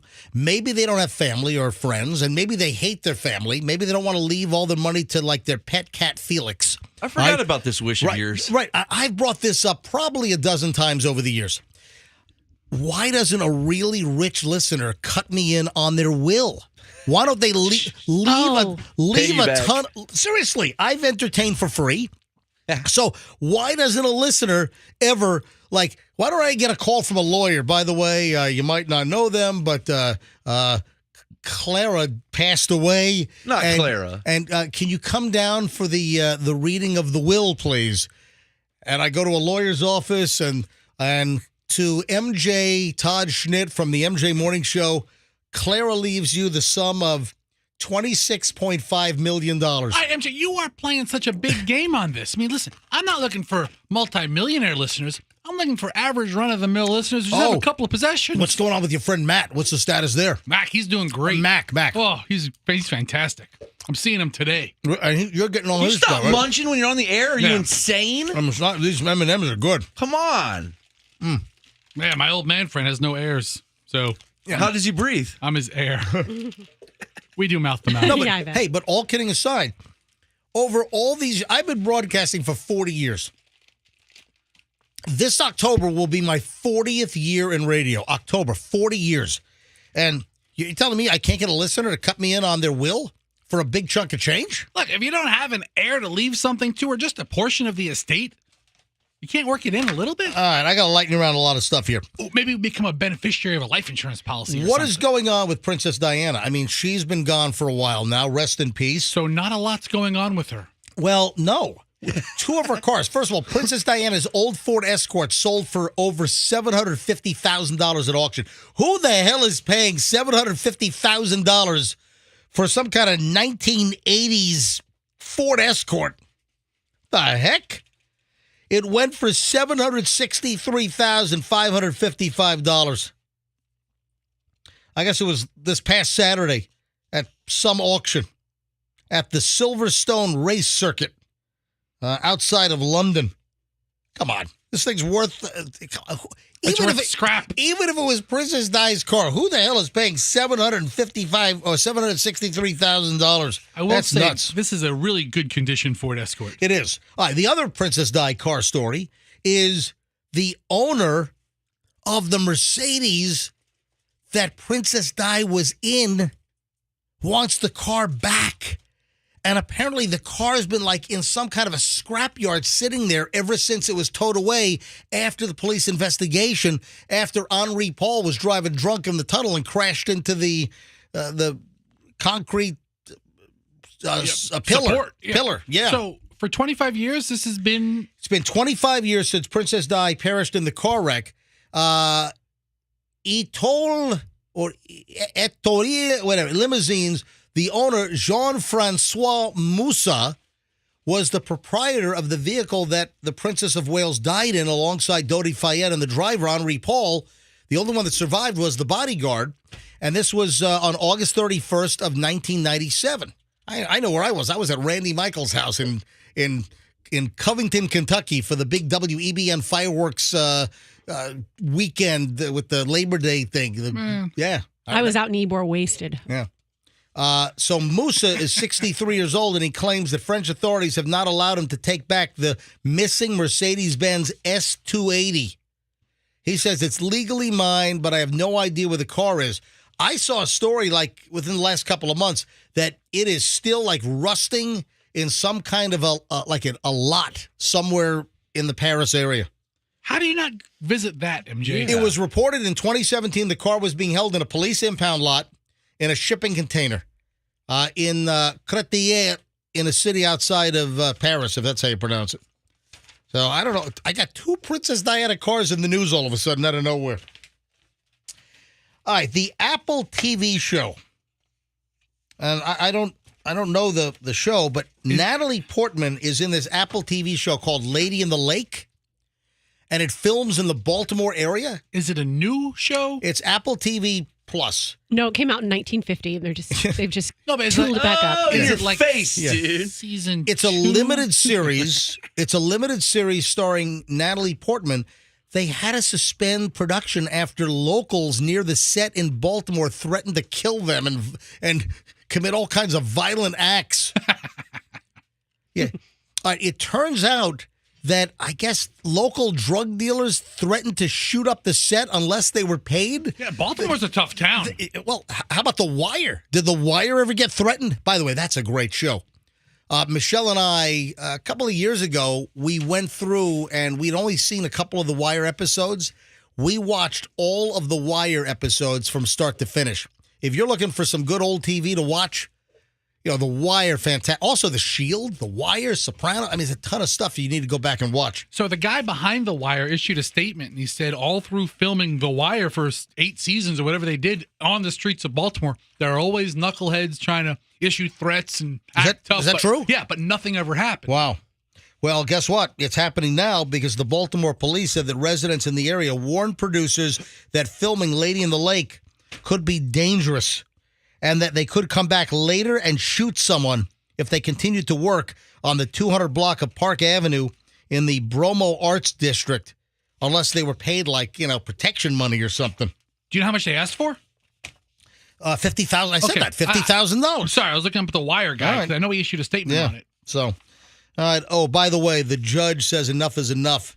As Phil Collins' ex, the one that said that Phil Collins doesn't shower, he doesn't brush his teeth but every 3 months, and he doesn't shower for up to 8 weeks at a time. The judge is now saying enough is enough, and I guess tossed the $20 million lawsuit that Phil's estranged wife had filed. That story's going to live on the internet forever. All right, quickly, Arcade Fire, Froggy. Do we have any Arcade Fire? Do we have some? Did you pull some? Yeah, we got Keep the Car Running, one of their better songs, and this is Keep the Car Running. Oh, it's so good. Just give me the hook.